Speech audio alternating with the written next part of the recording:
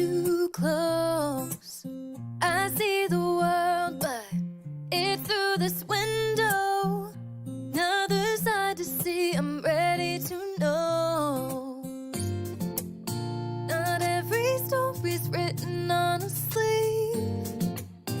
Some stories take digging deep. Eyes wide open, words unspoken. Where are you going, darling? Where have you been? Stories to tell, emotions we felt, good and the bad in the hands we've been dealt. I wanna know why, I wanna know why you're the way you are.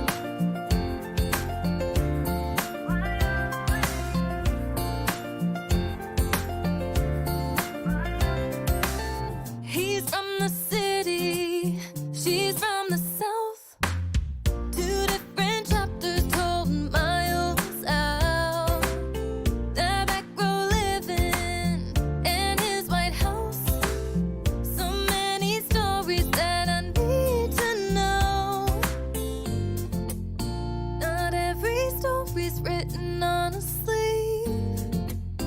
Some stories take digging deep. Eyes wide open, words unspoken. Where are you going, darling? Where have you been? Stories to tell, emotions we felt, good and the bad in the hands we've been dealt. I wanna know why, I wanna know why you're the way you are.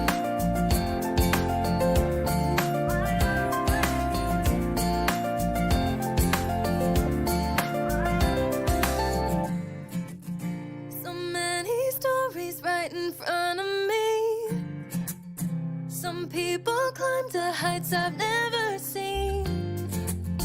Too many falling down off their feet. These stories take digging deep. Eyes wide open, words unspoken. Where are you going, darling? Where have you been? Stories to tell, emotions we felt, good and the bad in the hands we've been dealt. I wanna know why, I wanna know why you're the way you are. Why you're the way you are.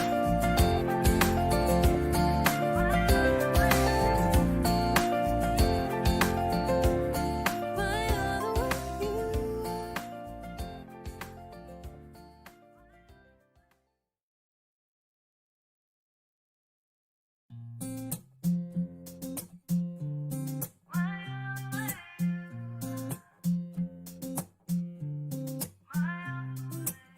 Tiptoe around with face of a stranger.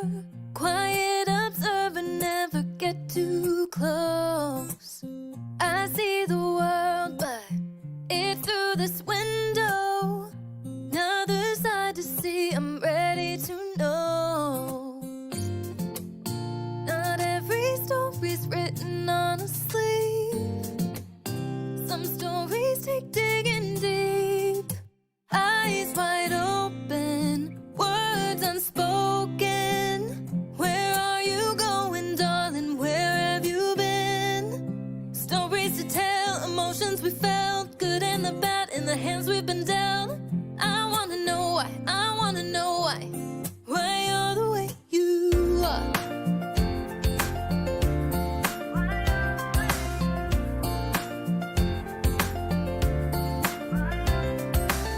He's from the city, she's from the south. Two different chapters told miles out. That back row living in his White House.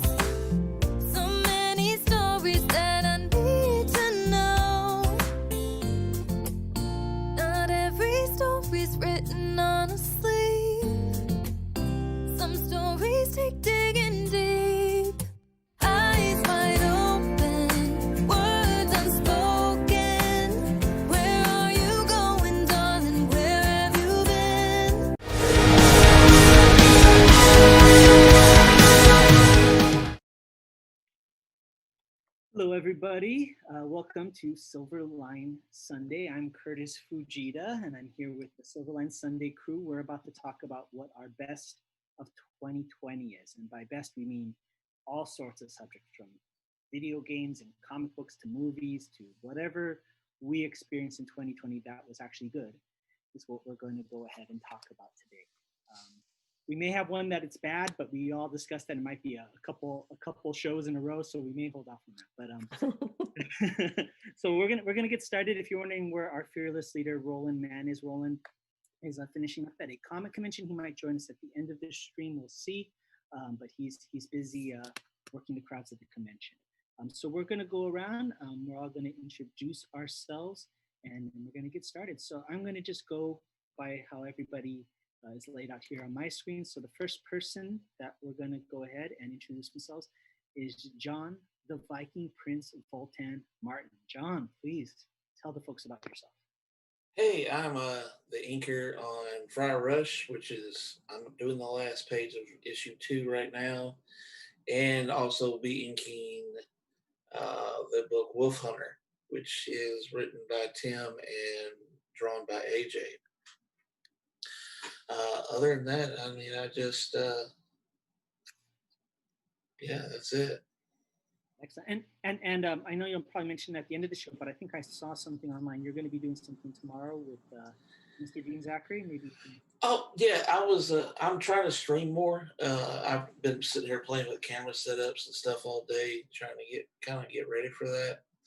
And I'll actually be streaming with Dean. We'll both be drawing and we'll be talking back and forth about a few things. Just not really, it's kind of casual, and there'll be like some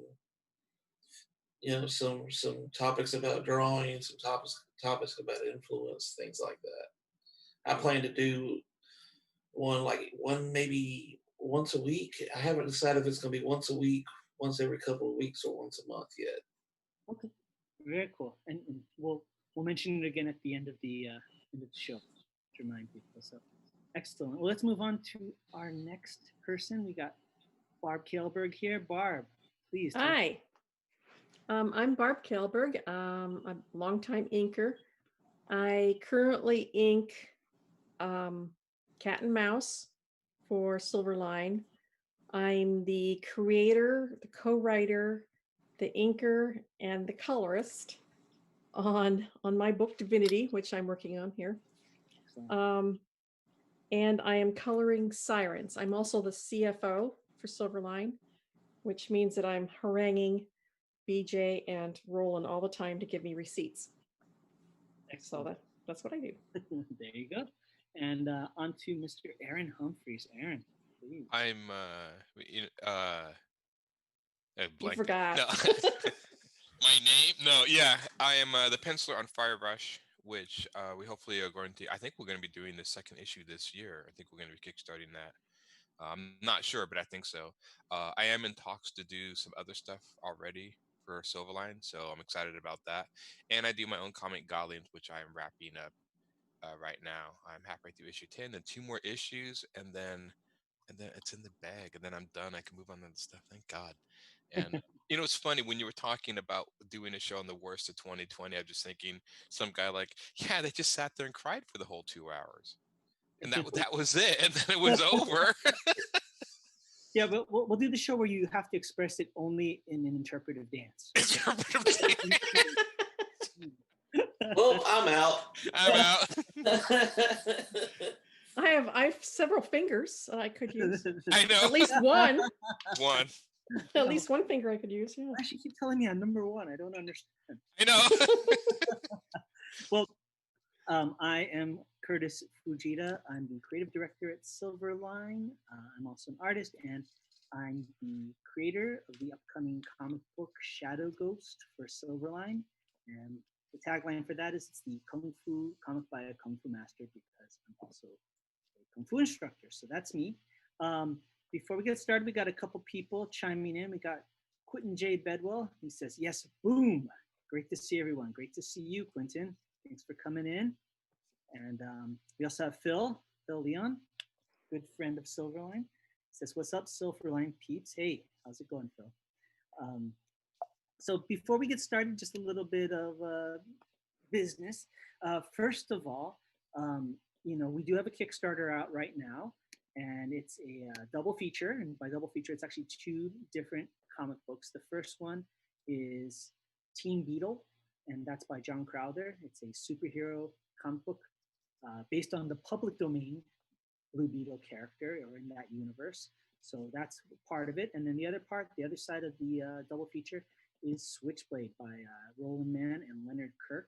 And that is part of our remix line. That's where we're kind of reinvigorating some of our old issues and digitally remastering them. We had a really great start out the gates, but we need everybody's help to kind of cross the finish line. So please don't be shy. Check it out. And if you've already checked it out, please share and let people know about it. We really love making comics. We really like getting out to everybody. So check out our double feature on Kickstarter. I think we have about maybe a little less than 2 weeks left on Kickstarter. So check it out. And the other item of business is, if you haven't already, Silverline creators are in contention to get the best lines and the best. I mean, the best. There's a best of awards in the Independent Creator Awards group. So go to the Facebook Independent Creator Awards info group, join it, and go ahead and feel free to vote, especially for Team Silverline, including some of our guests that we have right here, including Barb, as something for Best Inker and lots of Best Creator and lots of things like that. So please go check that out. Okay. All right, so let's go ahead and let's get down to it. The best of 2020. So I've gone ahead. I just kind of figured I have a couple categories, but this is a comic book company, so we figured we'd start with comic books. So it doesn't have to be the rules. It doesn't have to be something that came out in 2020. It's just something that you experienced or read in 2020 that stood out for you. So does anybody have any noteworthy comic books of 2020 that you'd like to tell us about? Don't be shy. There's one. I'm trying to remember the name. This is a. Hold on. Okay. Really stood out. It really did. This. I don't know if you've ever. European is called The Quest for the Time Bird. I don't know if this came out this year, but I read it, and it's a European comic, and I really like that. The artwork in it was worth it alone. So it's like that crazy European cool artwork. So I remember reading that, really liked it. What's it about? It's about this lady who ends up like this old wizard, and she goes and gets him, and they go for this quest for this time bird. And I don't remember exactly all. There's more. I don't want to give away any secrets, but as she's going through this quest, she kind of goes through this. It's sort of like a fantasy quest land. I like those things. I love fantasy comics. And I don't see a lot of them in America, but Europe is loaded with them, so I get them from Europe. So that was one I saw. And there was another one called New York, and I don't know if hold on. While Aaron's grabbing that, Barb, did you want to share what you're coloring on the screen, or? Oh, you mean share? Well, you'll have to. I mean, share like live stream what you're working on. Sure, I'll have to take my iPad into the screen here. Okay, Hang yeah, on. that'd be great. So this is another one called, I think it's pronounced New York. Oh, And this is one my friend Tom found. And again, it's one of those crazy European where all the artwork's like super amazing. But it's about this boy who's like in the far future after like the US has died, and he goes on this adventure. He eventually befriends like a bear, and he gets like a laser rifle. And there's not a lot of words in it, but the artwork is great, and there's like actual Lovecraft type monsters and stuff in it. It's pretty cool. And the other one from America that I really liked was Frank Joe's Skyborn. Oh, cool. And I hope he does more of this, because it kind of ended not in a super cliffhanger, but it ended where it can go further. And he's working on a book right now called Fight Girls. Yeah, that's the one I do want to check out. I saw Skyborn in a shop, and I'm a sucker for Frank Cho, so I bought it. I really enjoyed his work in that, but I want to check out Fight Girls as well. So I think those are my best of 2020. I like I said, I do a lot of European or foreign comics. I do some American, but I just buy in the store whatever looks cool. Okay. That's how I find this stuff. Yeah, I'm with you on that. You know, it looks like Barb's coming in the room, and I forgot to mention, of course, as always, we have our. He goes by a different title, but we call him Brett. Um, Brett is our producer of our show, and he's in the background helping facilitate everything. So thanks to Brett for helping out. Um, we have Barbara is coming in with her iPads, so we'll be looking at her stuff in just a moment. And I was going to point, I brought this book out, and this is, you know, like Aaron, I'm also a big fan of not just the American comic books, but European comic books, or as they say in France, bande dessinée. So this is Oh yeah, I got this sheer claw. It's I've read Claw. yeah, just gorgeous, gorgeous illustrations. You kind of see it's kind of similar to like what Aaron was saying. It's more illustrative than anything else, you know. Right. Apparently, only the host can share. Oh, well, Uh, let's do this. I'll look into it when somebody else is talking. So, anybody else? John, Barb, do you have any best comic books of 2020? I haven't. Hang on. Mm-hmm.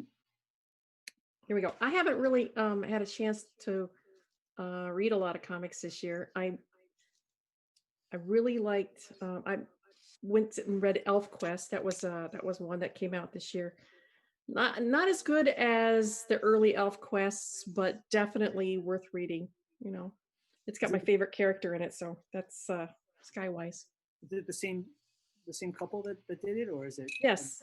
Your team? Yeah. Yeah, that's being put out by Dark Horse. Okay. yeah, they have omnibuses. I always read the original Quest, and I never read much anything past it. And so now that they have the omnibuses, I want to try to go back and finish it.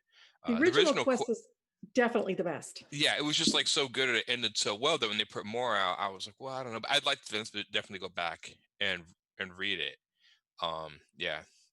So yeah, but I'm on board with you. I need to go do that. The storylines and consistency kind of wavered throughout the years, but I think the first one is definitely the best. Yeah. And this one's definitely interesting. I think it's a good companion piece. Yeah, I've been doing. Yeah, I met them at I think they were at a store signing. And I got some hardbacks of mine signed by them, and I think they were launching the Last Quest. I think Yes. was their last volume. That's what they were promoting. Yeah. Barb, it looks like I adjusted the settings. I don't know if it's still not allowing you to share. Hang on. Sure. Keeps talking. Yeah, sure. John, how about you? Any books that are noteworthy? It doesn't have to have come out in 2020. It could just be something you're reading this past year. I actually have to say I'm a little disappointed in myself. I didn't actually read any comics in 2020. I was making them. Well, that shows your dedication to the craft. So there's nothing Yeah. wrong with that, right? And now we understand why your feed has been cut. No, Oh, he's, what? He was looking really. No. Yeah. I know. Crap. I know there's been. I can talk about stuff that I've kind of seen. Bits and pieces of online, because there's like the whole death metal thing has been really huge in 2020. Yeah. And I know. What was it? Immortal Hulk was still going in 2020, and that series was amazing. Definitely. Cool. Well, let's move on to the next thing. So kind of similar genre to some degree, like animated series. Is there any animated series or animated films that anybody saw last year that kind of got them excited or inspired? Trying to think of what did I watch. I thought there was one I had. Oh, looks like Phil Leon just chimed in and said the European comics rock. Yes, they totally do. Yeah. Ever since, for me, it was always Moebius. Ever since Moebius, Oh yeah. it's always like just opened my eyes to a different layer of what comic books can be. So I could say as far as animation goes, it'd been a few years since I saw Heavy Metal, and so I bought Heavy Metal on a whim and forgot how much I enjoyed that movie. that's awesome. Yeah, for me, it was there was an anime series that I watched this year called Vinland Saga. I don't know if anybody's heard of it. No. I've been told about it, and I've been been trying to figure out how to watch it. You know, it's on Amazon Prime. So if you have Amazon Oh, Prime it's okay. Video, Uh, and it's fantastic, and it's basically the story of I'm not trying to spoil much, but it's a Viking anime, and Oh, well, that and seems up John's alley. oh yeah, and it's just so cool, and yeah, they kind of interweave it with some history. It almost has that kind of vibe where it's like adjacent to real history and stuff like that. But phenomenal story, great animation, great art direction, and it's only one season came out, but and the finale heartbreaking, but phenomenal. So yeah, check out Vinland Saga. I enjoyed some of the Castlevania series that was on Netflix. I think I watched some of that this year. Yeah, yeah, that's by Brad Graber and Powerhouse. Yeah, I thought they did. I haven't watched the third season. Everyone says it's just like really well done, so I need to watch that. But yeah, it is. I keep forget. I think I keep feeling like I watched something else this year, but you Yeah, know, yeah, I'm forgetting. that studio Powerhouse. They're doing the new Masters of the Universe with Kevin Smith. Oh, are they the ones doing it? They also Ooh. did a series called Seis Manos for Netflix, which was like kung fu in 1970s or 1980s Mexico.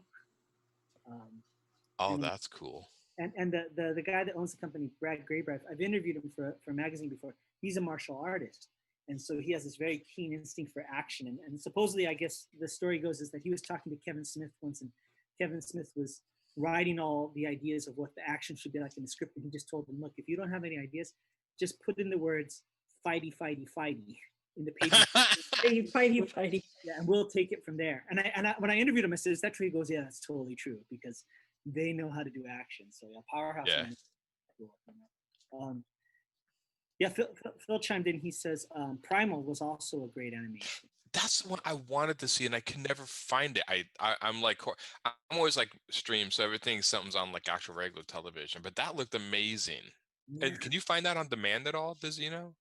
I don't know. I have to look it up. Okay. Phil, if Maybe I you have to- have any idea where we can find it, please let us know. Yeah, because that one looked really cool, and I never got around to seeing it. Totally. You know, before we go further, Barb, why don't you tell everybody what you're working on and what we got here, what we're looking at. Well, I'm working on issue number 2 of Divinity, and as we can see, we've got Zach and Vinny. They're buying a car from some sleazy looking guy. I love that third panel where she's just giving him the stink eyes. Yeah. I love that. That's like the look I gave every guy that would try and date my single mom. It was like that exact look.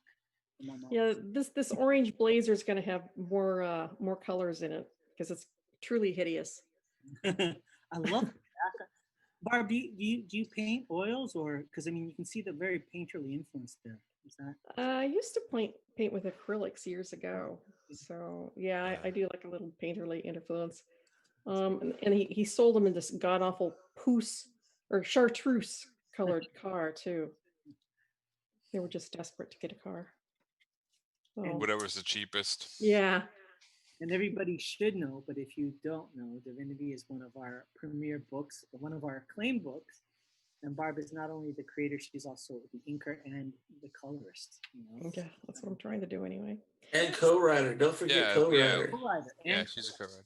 Yeah, I am not an experienced writer. I can create, but I can't write. So I had to rope somebody in to help me with that. And RA is doing a fantastic job with it. R.A. Jones, he's probably done almost every genre of comic book by this point, So that's great. That's excellent. You know, you were talking there about seeing the anime and stuff like that.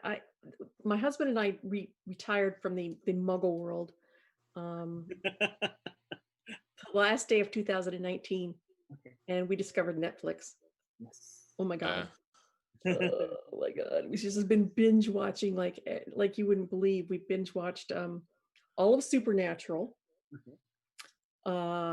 the Umbrella Academy, and then my son got us on his Disney Plus account, and we've been watching The Mandalorian. Yes. Yeah. So that was our binge watching this year. That was so.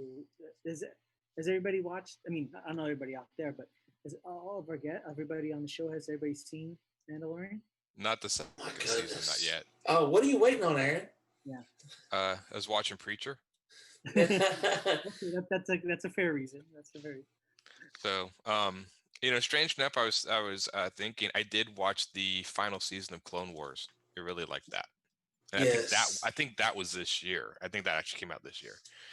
And No, it came out in 2020. Was it 2020? I think it was. I think it was like at the 2020. very beginning of 2020 it dropped on. When did it came out shortly at when did Disney Plus start? It started November of 2019. So yeah, I think it was like January when it Or came something, yeah. And I really liked the way they ended it. Of course, I'll never be able to get that on Blu-ray or anything to complete my collection. I always have to watch that part on Disney Plus. Whatever. Yeah, that was epic. I like so yeah, Clone Wars Yeah, that last season. seasons. Yeah. Whew. nice. I do want to get in the more anime though. My friend's been showing me all this new anime I needed to get watching. So 2021 may be my year of catching up in anime for a while. There you go. Phil Leon just kind of chimed in and wanted to let us know where we can find Primal. So he said it's on HBO Max. Oh, is it? Yeah, or on Or Adult Swim. Yeah.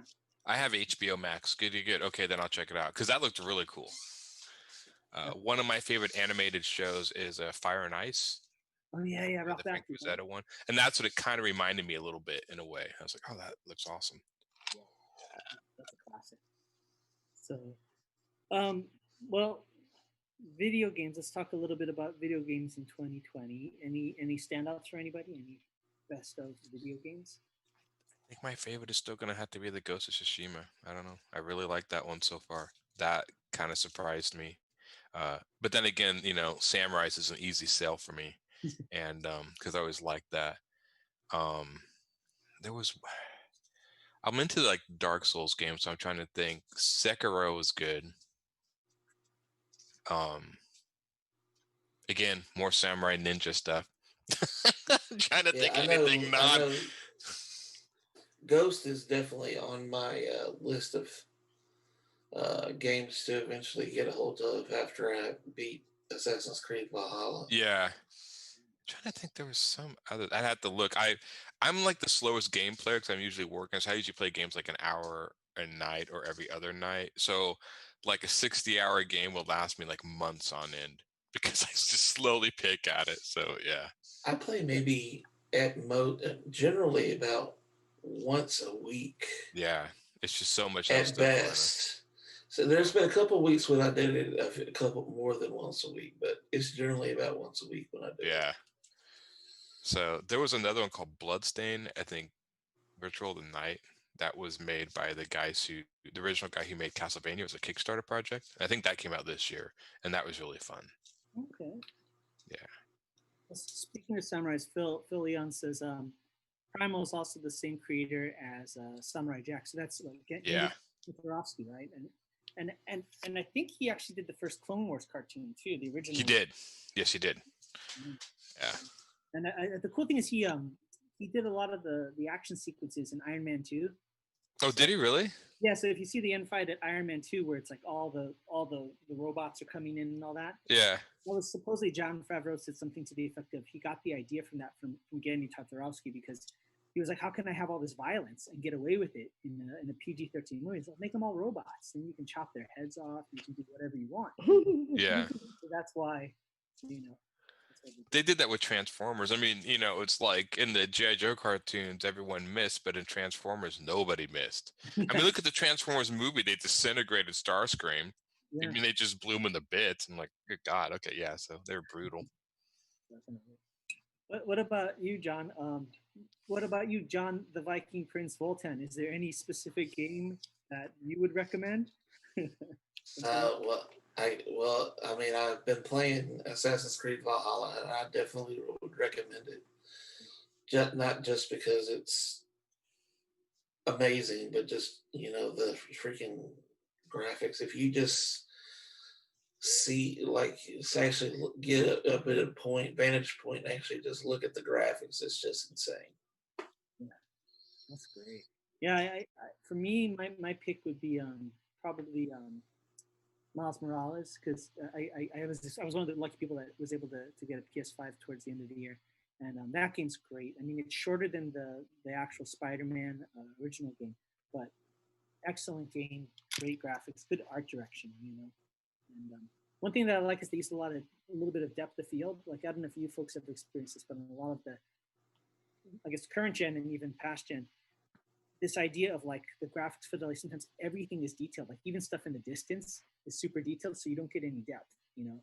But I've Yeah. noticed like Ghost of Tsushima, the Spider-Man games, you get a little bit of depth of field, but sometimes it's funny when it's too high end graphics. You know? So, Yeah, it's the one thing that's pretty trippy about Ghost of Tsushima is they've really worked a lot in getting the like the screen overlays of like your health bar and stuff to go. So it only comes on when you're fighting, but most of the time it's just like there's nothing on but just the screen. So they really got that cinematic quality. They did a good job with that.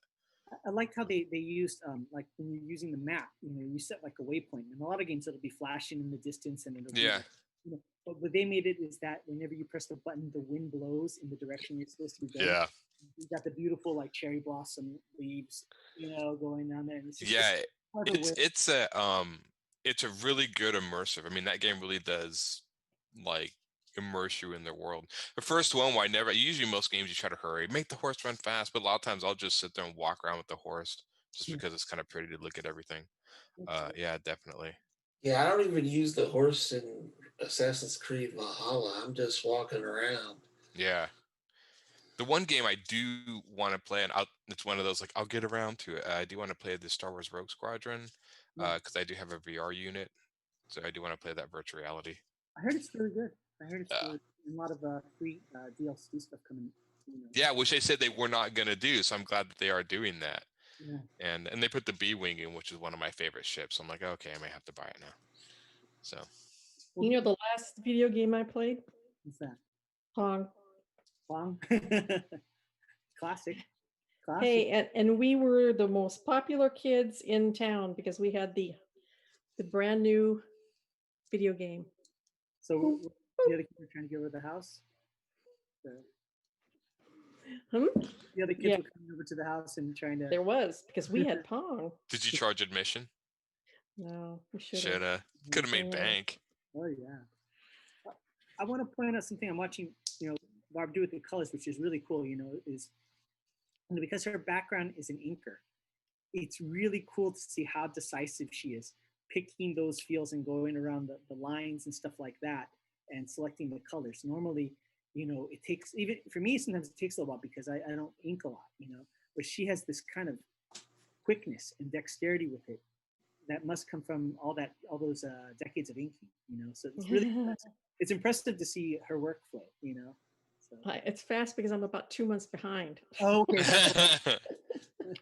I'm just laying the flats out now. I've done all the work on the backgrounds, as you can see. They're pretty detailed. Yeah, that's great. Everything that I need in the background. And I'm just laying out the flats on the characters now, and then I'll start going in and laying shadows. Well, I haven't laid any shadows at all on anything, but that's a whole nother, that's an interesting process all of itself. I really like the shadows. I mean, I really like how you have the tree on the left side, how you're just kind of letting it kind of fade. Yeah, fade. It's really nice. Really nice. Thanks. Yeah, very cool. Well, we got through games. So how about books? Has anybody read any books or audio books or any books? Yeah, books. Actual books? You mean with like no pictures and stuff? Yeah, exactly. Like the words, you know. Weird. God, I feel like I haven't done shit. I mean, remember we're on. Hey, John.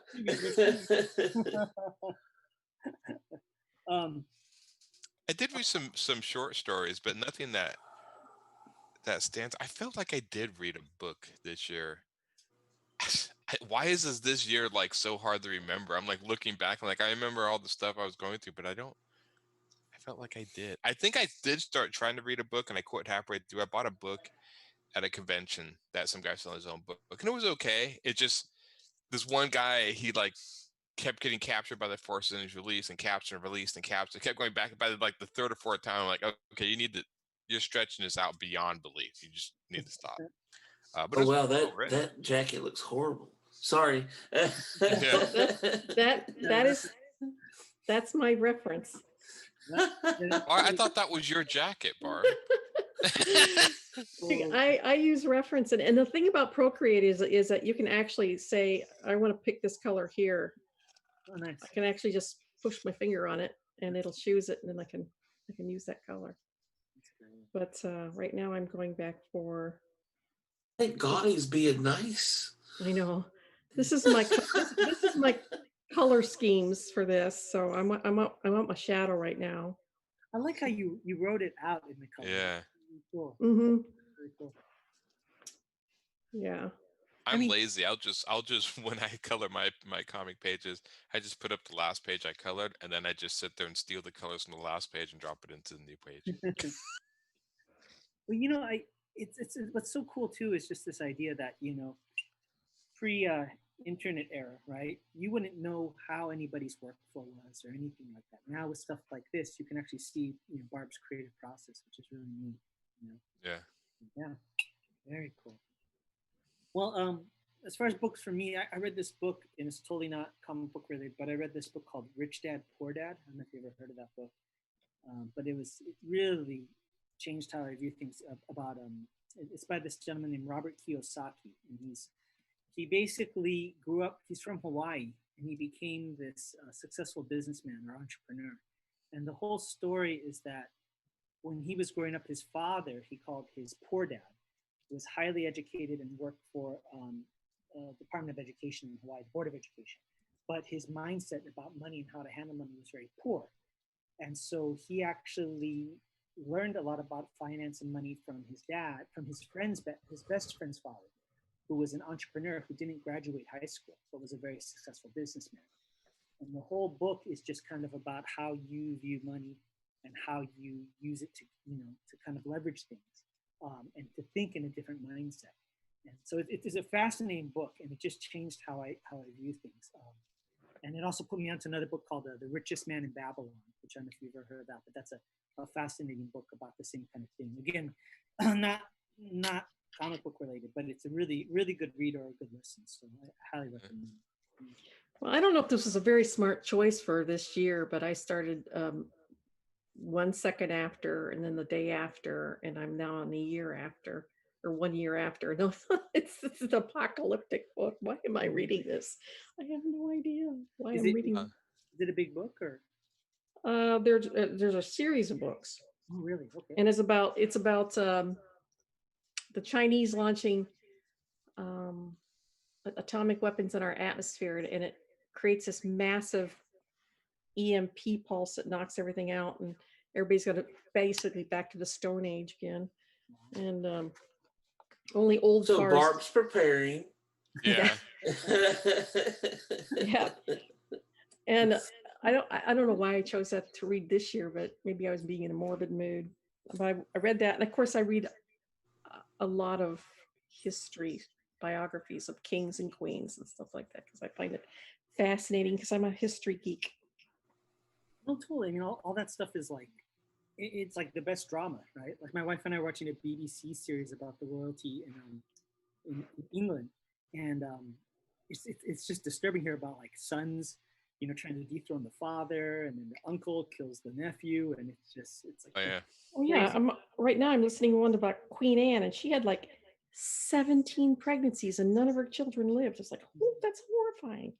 Yeah. When you hear about the whole thing where it's like they can't give the king a son, right? And so they remarry or worse, and isn't it proven like usually it's the man's chromosomes that kind of decide whether it's a boy or girl? But here all these kings are getting angry at the queen for not giving them a sire, which is kind of funny. I think if I'm not mistaken, I think everyone is initially a girl, and then I think it's the chromosome, the male, something that switches it. But I think everyone's born female, or initially female.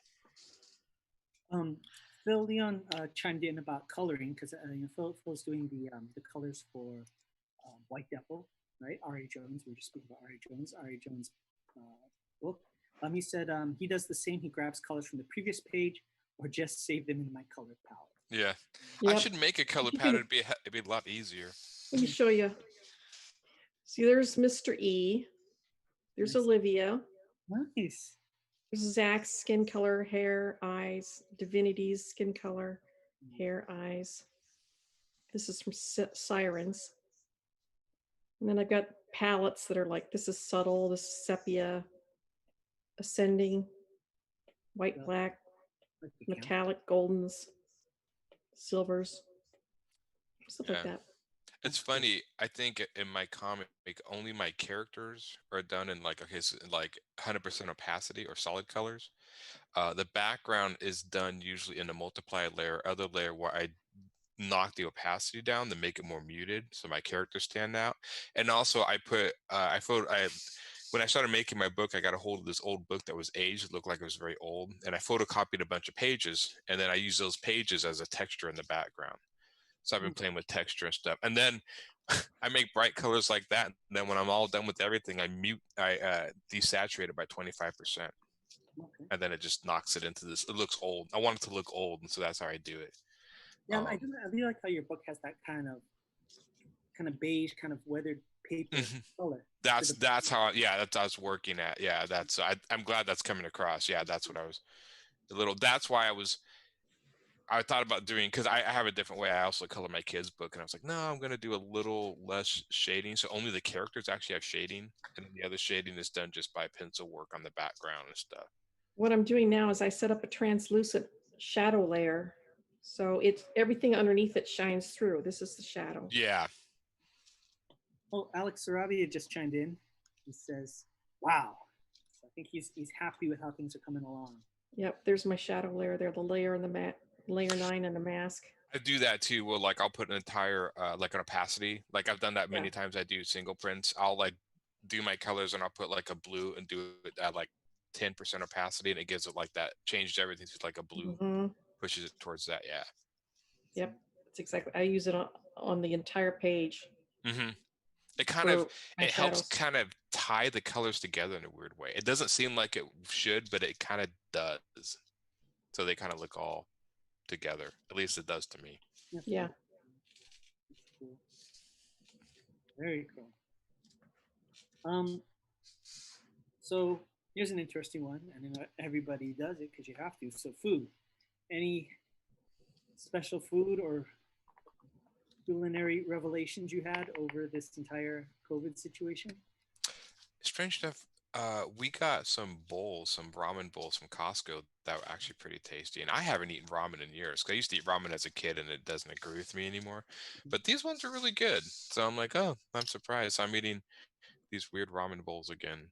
That's as far as new food, that's the thing that's kind of jumped out as what I've discovered. Um, Is it the dry kind, like instant dry, or is it? Yeah, it's like a dry kind, but the noodles are more like yakisoba noodles instead of like the ramen noodles. It's different. Yeah, I'm like, oh, where did this come from? So we've been getting those, and then of course after a month or two, I'll get sick of those. So that's how that works. So Yeah, I had a ramen revelation too. Mine was it's mazemin, which is like this where I live in West LA. There's some really interesting ramen places, and so there's one place that makes this thing called mazemin, where it's soupless ramen. oh, Where- interesting. and it's like really savory noodles and pork and egg and vegetables and seaweed. And then you have like this process when you eat. So you start eating it that way, and they give you a soft boiled egg you put on top of it. Once you get halfway through, they give you like a little container of vinegar, this rice vinegar, and you put the vinegar on top halfway through, and that changes the flavor. So the second half of the meal tastes different. That is a trip. Yeah, That's and then when you pretty get to the last third of the meal, there's a little bowl of rice, and you put the rice in, and that soaks up all the flavor, everything, and it becomes almost like a rice dish. And Interesting.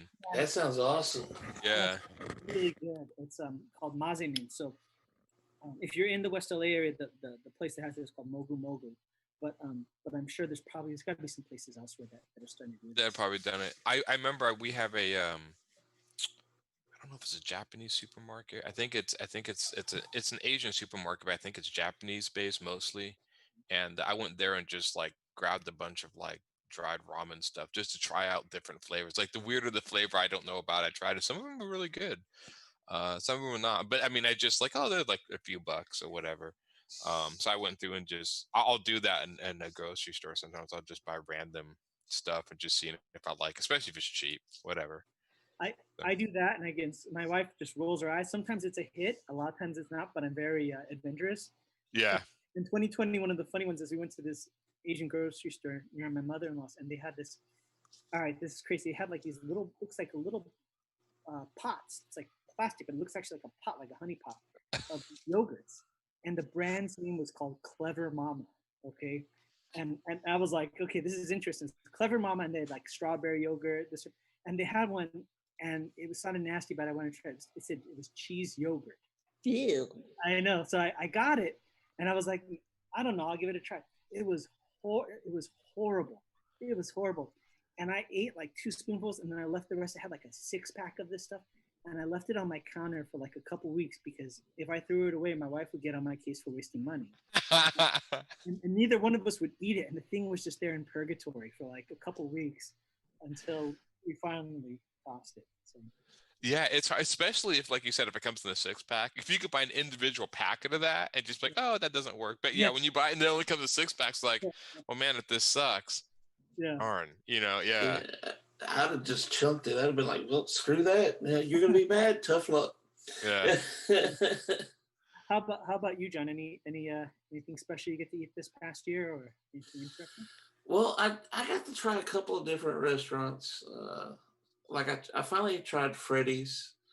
I don't know if that's anywhere else, but I had it. We don't have them up here, but That's the burger place, right? Yeah, and the burgers are good. Frozen custard, right? Yeah. Yeah, the burgers are really good. I mean, they're probably some of the better fast food burgers I've had.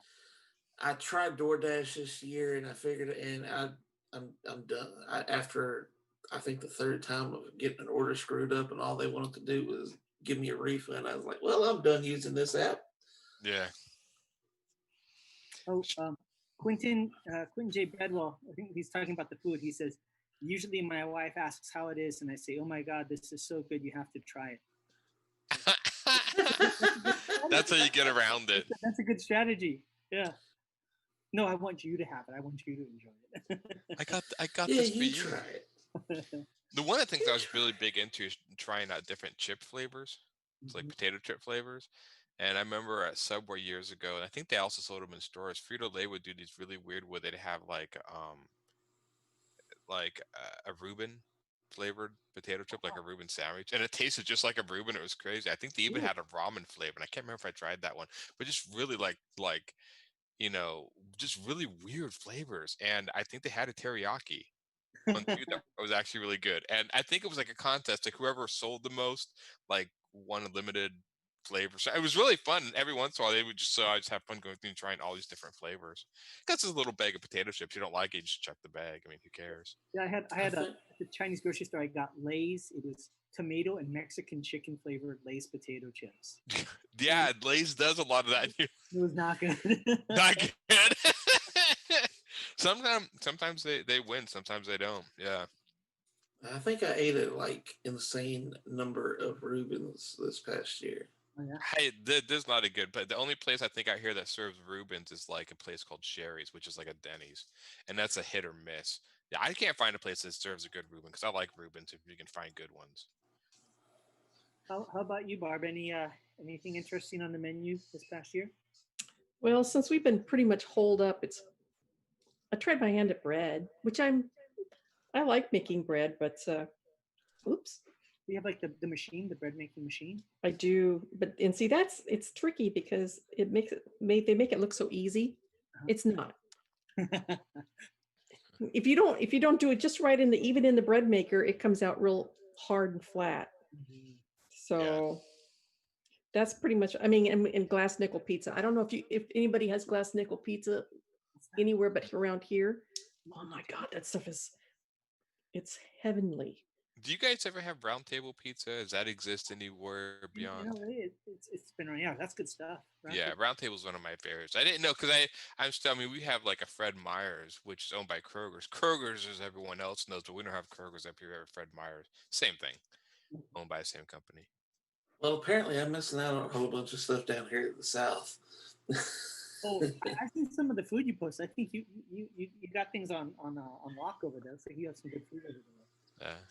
Not everything. I mean, considering like Chick-fil-A is the big thing. Chick-fil-A is so new in Washington that they had one. We have one, and there's a line, and they're making another one, and it's actually made the newspaper headlines. I mean, that's how backwards we are, right?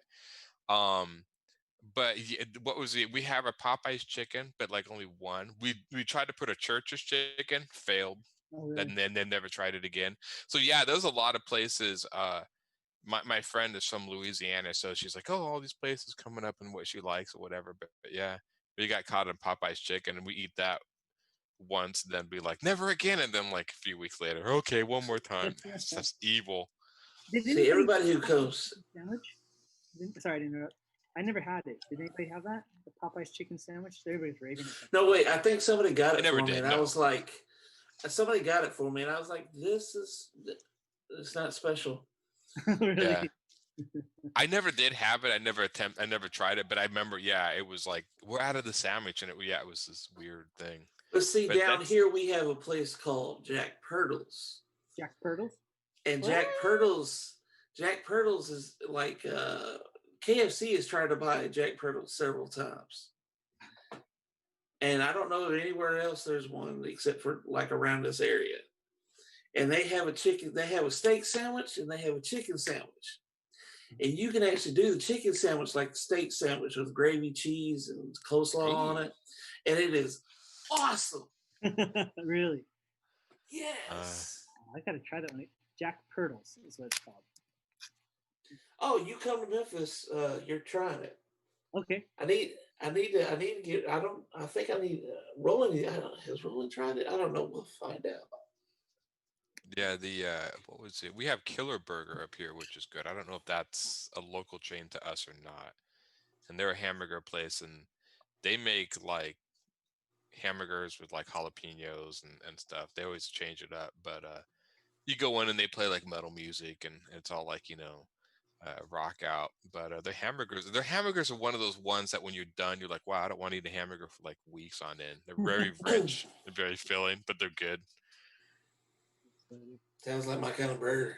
Yeah, it is. We go there once in a great while because we know, like, yeah, this might turn us off for burgers for a while. Not in a bad way, just like you eat them, it's like, that was good, but I should go work out for the next 2 weeks because there's a lot of stuff in Oh, that that's- burger. Workout before. That's- Yeah. Yeah, that's how I feel like after I go, and at least that's how my wallet feels after I go to Jack Purtle's, because I always end up getting like 3 or 4 chicken sandwiches and I end up getting a bunch of chicken livers. Oh, chicken liver. That's good stuff. Ah, man, they're the only place that sells them down here. Yeah, whenever we go to visit my mother-in-law, we go to this like the Asian market, and that's where we get all that stuff that's hard to get, like beef, Yeah. chicken gizzards, and that's the good stuff, Especially with their gravy. Their gravy's not watery, it's thick, and you can just go at it. Now, see, I was raised on a farm, and we raised hogs and pigs, Oh, gilts, wow. and then we would about twice a year we would go out and emasculate the gilts. We'd have a couple of gallons of Rocky Mountain oysters, and the neighbors would just come and wait for those things. I'm like, here, you can have it. We just cut them fresh out. But They're it's a fresh. farm, so how do you have seafood there, Barb? I mean, oysters are from the ocean. Yeah. Nope. Wubba's saying, hey, how's it going? Wubba, come on in. We're waiting for you, please. Yeah. We need Wubba. Where's Nope. Peter? Did we scare him off? Jennifer Luders, I don't know if that's a friend of anybody, a friend of the show. Jennifer Luders says, y'all are killing me. I'm a hillbilly and can't eat like that anymore. Trust us, we're not supposed to be eating like that either. No, So Yeah, I was raised on a farm, pretty hill. We cooked with lard. Oh, you know what's so funny? Sometimes it's still the only good way to cook in some Oh, cases. there's nothing better than something cooked in lard. But There was a Mexican restaurant I went to in Oxnard, which is more of a Mexican area, and it was like the best food ever. And I noticed I would go there in the morning, and it would like stick to my ribs for the whole day. I wasn't hungry the whole day. And I said, why is this food so magical? And finally somebody told me, they said, Curtis, you realize they're probably cooking with lard, right? Oh, that's why I wasn't hungry all day. And that's Pie why, crust made with lard is the flakiest, most delicious pie crust you will ever have in the entire world. you know what Jennifer Luders just chimed in. She says, yes, the best pie crust with lard and dumplings. So Mm-hmm. Silverline Comics, we support lard. Just wanted to let you know. It's just, you know. Well, I know. There's a few Asian dishes that use lard when they're cooking. Like they'll throw like pork lard up in there, like it's nothing. Just No, totally. and I know I've used it making chili. Really? Yes. Probably it's kind of creamy, I would think, right? No. Well, the chat's blowing up, guys. We got to talk about food more. So Jennifer Luder, Apparently. apparently, we are in the wrong business. This should be a food cast. Jennifer Luder says, she says we would buy lard by the bucket. Oh, see, we made our own. We slaughtered one of our own hogs every year and one of our own heifers, and we had enough Yeah. and beef for an entire year. We were pretty self-sufficient. I still remember that was one of my favorite scenes from My Cousin Vinny. If you guys have seen that, when they're, you know, I mean, that's Joe Pesci and him and yeah. The two they're from Brooklyn, and they're in this restaurant down in the South, right? They're from Brooklyn, right? And he's all like, you know, they give the menu and it says lunch, dinner, breakfast. I mean, that's all in the menu. It's like, we'll have breakfast, I guess. And this guy just throws on this. I mean, it looks like an entire like handful of lard. And he just, I mean, this is just completely shocking to them. It's like, have you heard of the ongoing cholesterol problem in America or anything? And the cook just looks at him and continues cooking with the lard or whatever. It's pretty funny, but it was. It's kind of like, okay, it needs butter. That's not enough butter. Put butter in there. Yeah. Oh, we don't cook with butter. Yes, you do. Seriously, the chat is blowing up. So now Quinn J. Bedwell chimes in. He says biscuits are the best as well with lard. Mm-hmm. Jennifer Luders says, well, I am going to have to invite y'all over on my cheat day. Be careful what you ask for. Yeah. And Wubba's chiming in. And Wubba says, living in Wisconsin, eating healthier is a pain here. So much yummy dairy. Oh, There yes. is. The cheese here is amazing. I live in Wisconsin now too, but I was raised in Iowa. Now, and see what we would do in it when I was growing up is that one night my mom would have like a roast and potatoes, and then the next night she'd chop all that stuff up, toss it into a skillet with a bunch of lard, and then fry it up, and we'd have fried meat and potatoes the next night. Oh wow!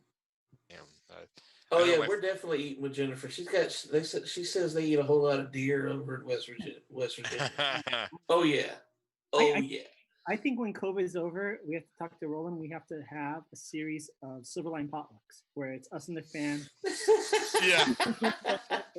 I think cholesterol is going to spike, but it might be worth it. Yeah. It's Oh, all man. comfort food, you know, and that's what we need right now. We need a lot of comfort food. My Need about 2 pounds of deer sausage to come home with me. Shoot. my friend makes a pretty mean gumbo, and I was introduced to, again, she's in Louisiana, so she introduced me to gumbo, and that stuff's my favorite. She's like, I'm making gumbo. Do you want any? I just looked at her. That's all she needed. It's like, yes, of course I want some. That sounds good. I think everybody's getting hungry because now Phil Leon is chiming in. He's saying butter fry. I'm assuming he's saying this in the Homer Simpson voice. He goes, butter fried butter. Oh, cloggy. I've heard of that. Is that good? Because I've heard of butter fried butter. The Iowa State Fair has butter fried butter. Yes, Oh, they gosh. have deep fried butter. Wow. I don't know if I could handle that. I mean, I think I would. It's kind of like a deep fried Twinkie. Should it be done? No. Yeah. Here in Wisconsin, it's deep fried cheese. Ooh, that actually sounds good though. That does sound good. Wubba says it was just venison season over Xmas. Yeah, venison's good. I like gamey stuff. My wife isn't as much into the gamey stuff, but I love that. Do you I guys haven't get been able to addicted? hunt in a while. Do you guys get addicted on Christmas when everybody releases the summer sausages or whatever? Oh yeah. Every Christmas, it's like, well, I'll just have one summer sausage. Those things are bad for you. That's usually how it starts. Jennifer Luders is saying, my daddy makes the best deer jerky ever. That sounds Ah. good. I'd like to try that.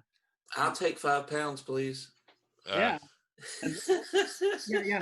I'm gonna ask Roland if we can start accepting our Kickstarter, have a Kickstarter payments in Food. £1 for each Kickstarter tier. What was Like, saying? deer jerky is hard to find done right. Is it good though? It sounds. Oh, it's awesome. I'd love to try it. I always find it's hard to find good beef jerky, like jerky anywhere. So much of the store stuff is so dry that when you actually get like the really tender stuff, it's like really hard to find it. And usually it's from one Yeah. selling out of a cart or something.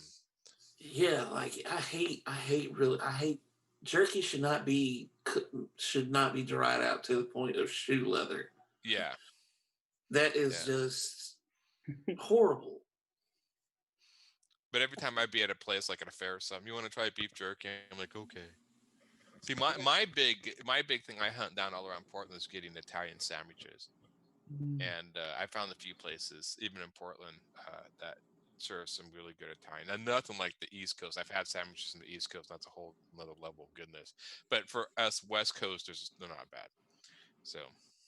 Yes, well, but cheese curds. Cheese curds are good. You think cheese curds are so good. Jennifer Luder says in the hills it is fried fat pack. That What sounds is- like a band. Or is that a food? Fried fat pack. Fat back? Oh, that comes from the hogs. Yeah, it's Yeah. not like a form of bacon. No, It's- that's pork belly. Okay. Excuse me, guys. My lovely assistant, my wife, is giving me my extension cord here, so I don't know. But let's see. We're on. Man, we are cooking with food. As crazy as that sounds. So Bubba says yes. Deep fried cheese curds is common food here, and Quentin J. Bedwell, yes, dear, it is good, leaner than beef and pork. So does anybody have a food here that they know is completely bad for them, but they eat it all the time and then feel bad? I think that's a Probably huge list for a everything lot I of people. eat. It's probably everything I eat. Yeah. sour cream. I eat sour cream on everything, and I have a little bit of taco with my sour cream. Yeah, I know. I have people. So does anybody else dip their French fries in ranch? That's a big My Northwest wife thing. loves that. Yeah, but I know in a lot, like even I think in the South they actually dip them in mayonnaise. But maybe I'm mistaken about that. I know folks who dip it in a Frosty, and I'm like, why do you ruin a Frosty? I guess you get the salty Yes. sweet, right? I guess that's. No, why? No, why? You're ruining the Frosty. That's gross. But was that Brett? Did that wig you out too?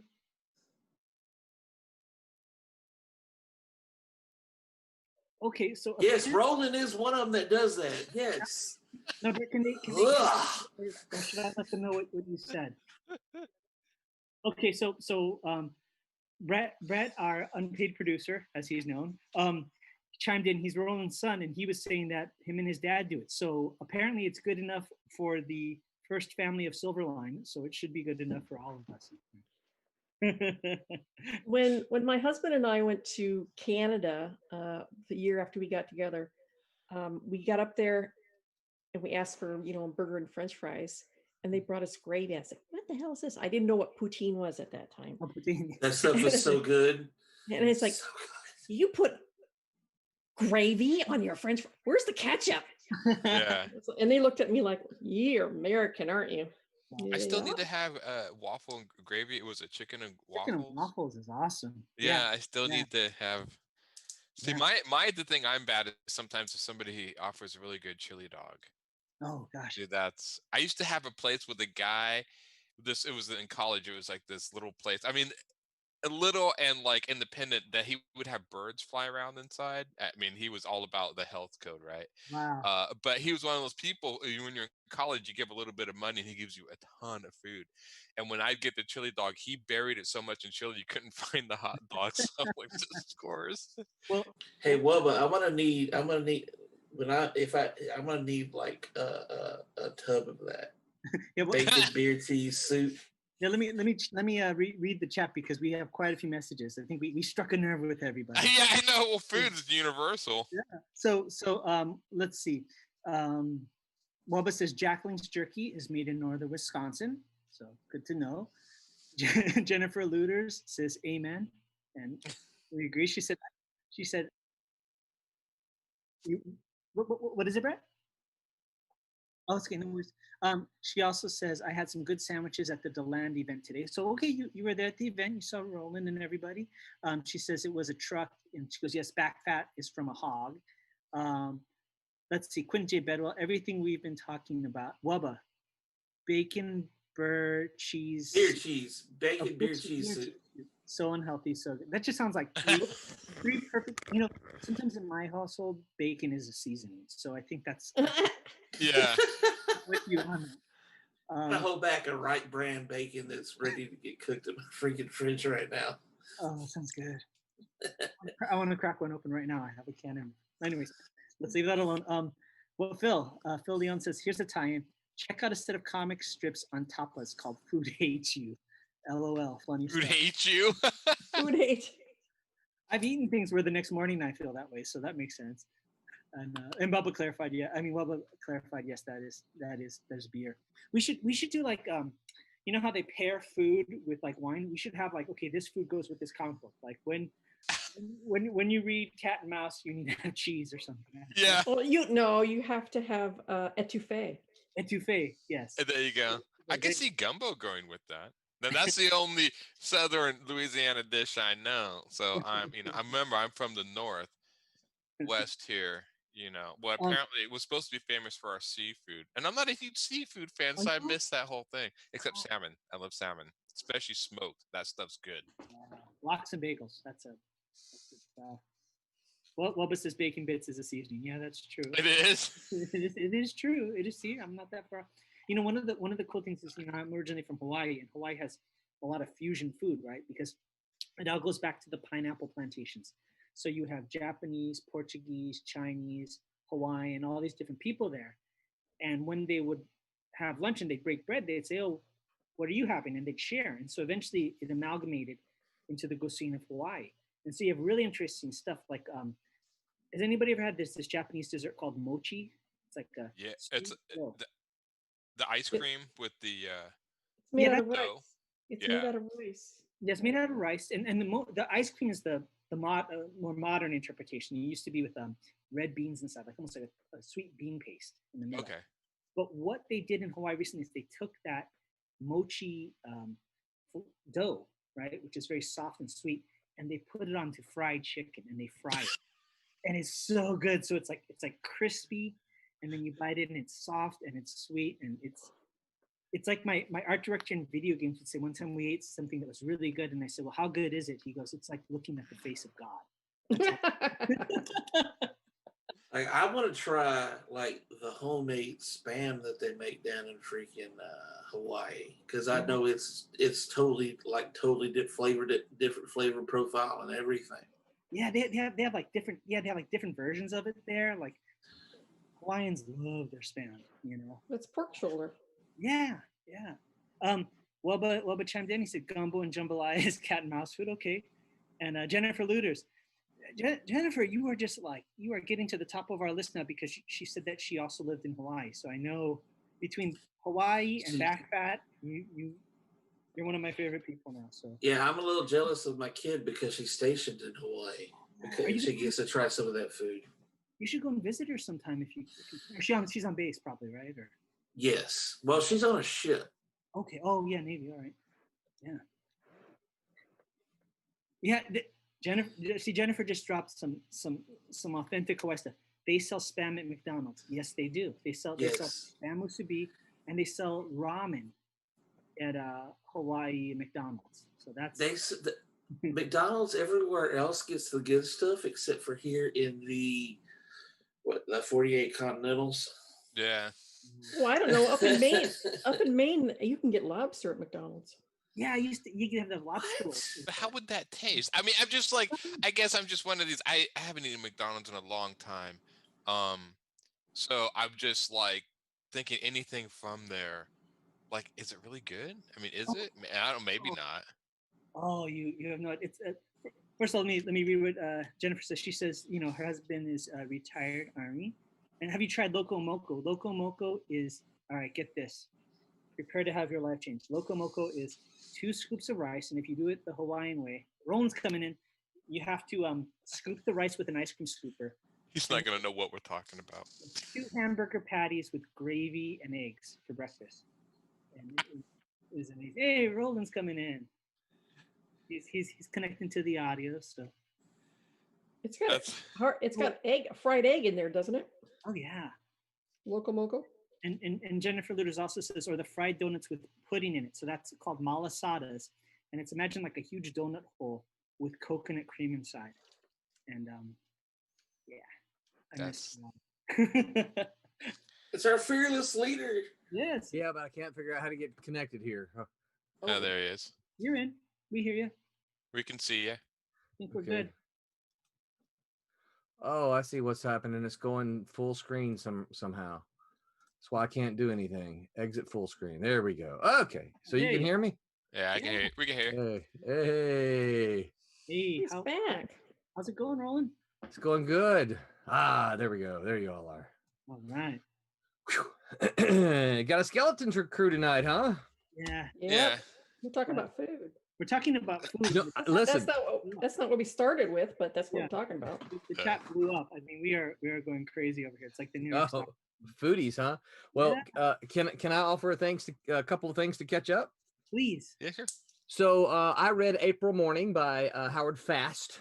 It was a novel of a young boy during the American Revolution.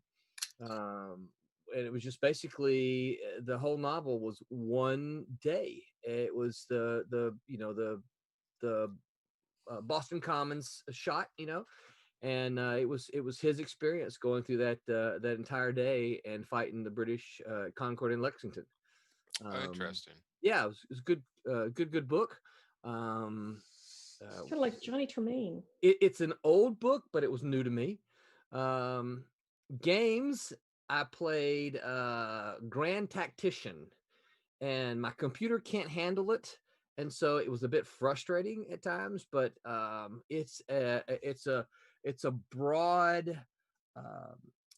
It's a American Civil War game, and it's a broad campaign game in which you can play either Confederates or the Federals, and you can control the politics of the game. You can control local industry, as well as troop movements and things like that.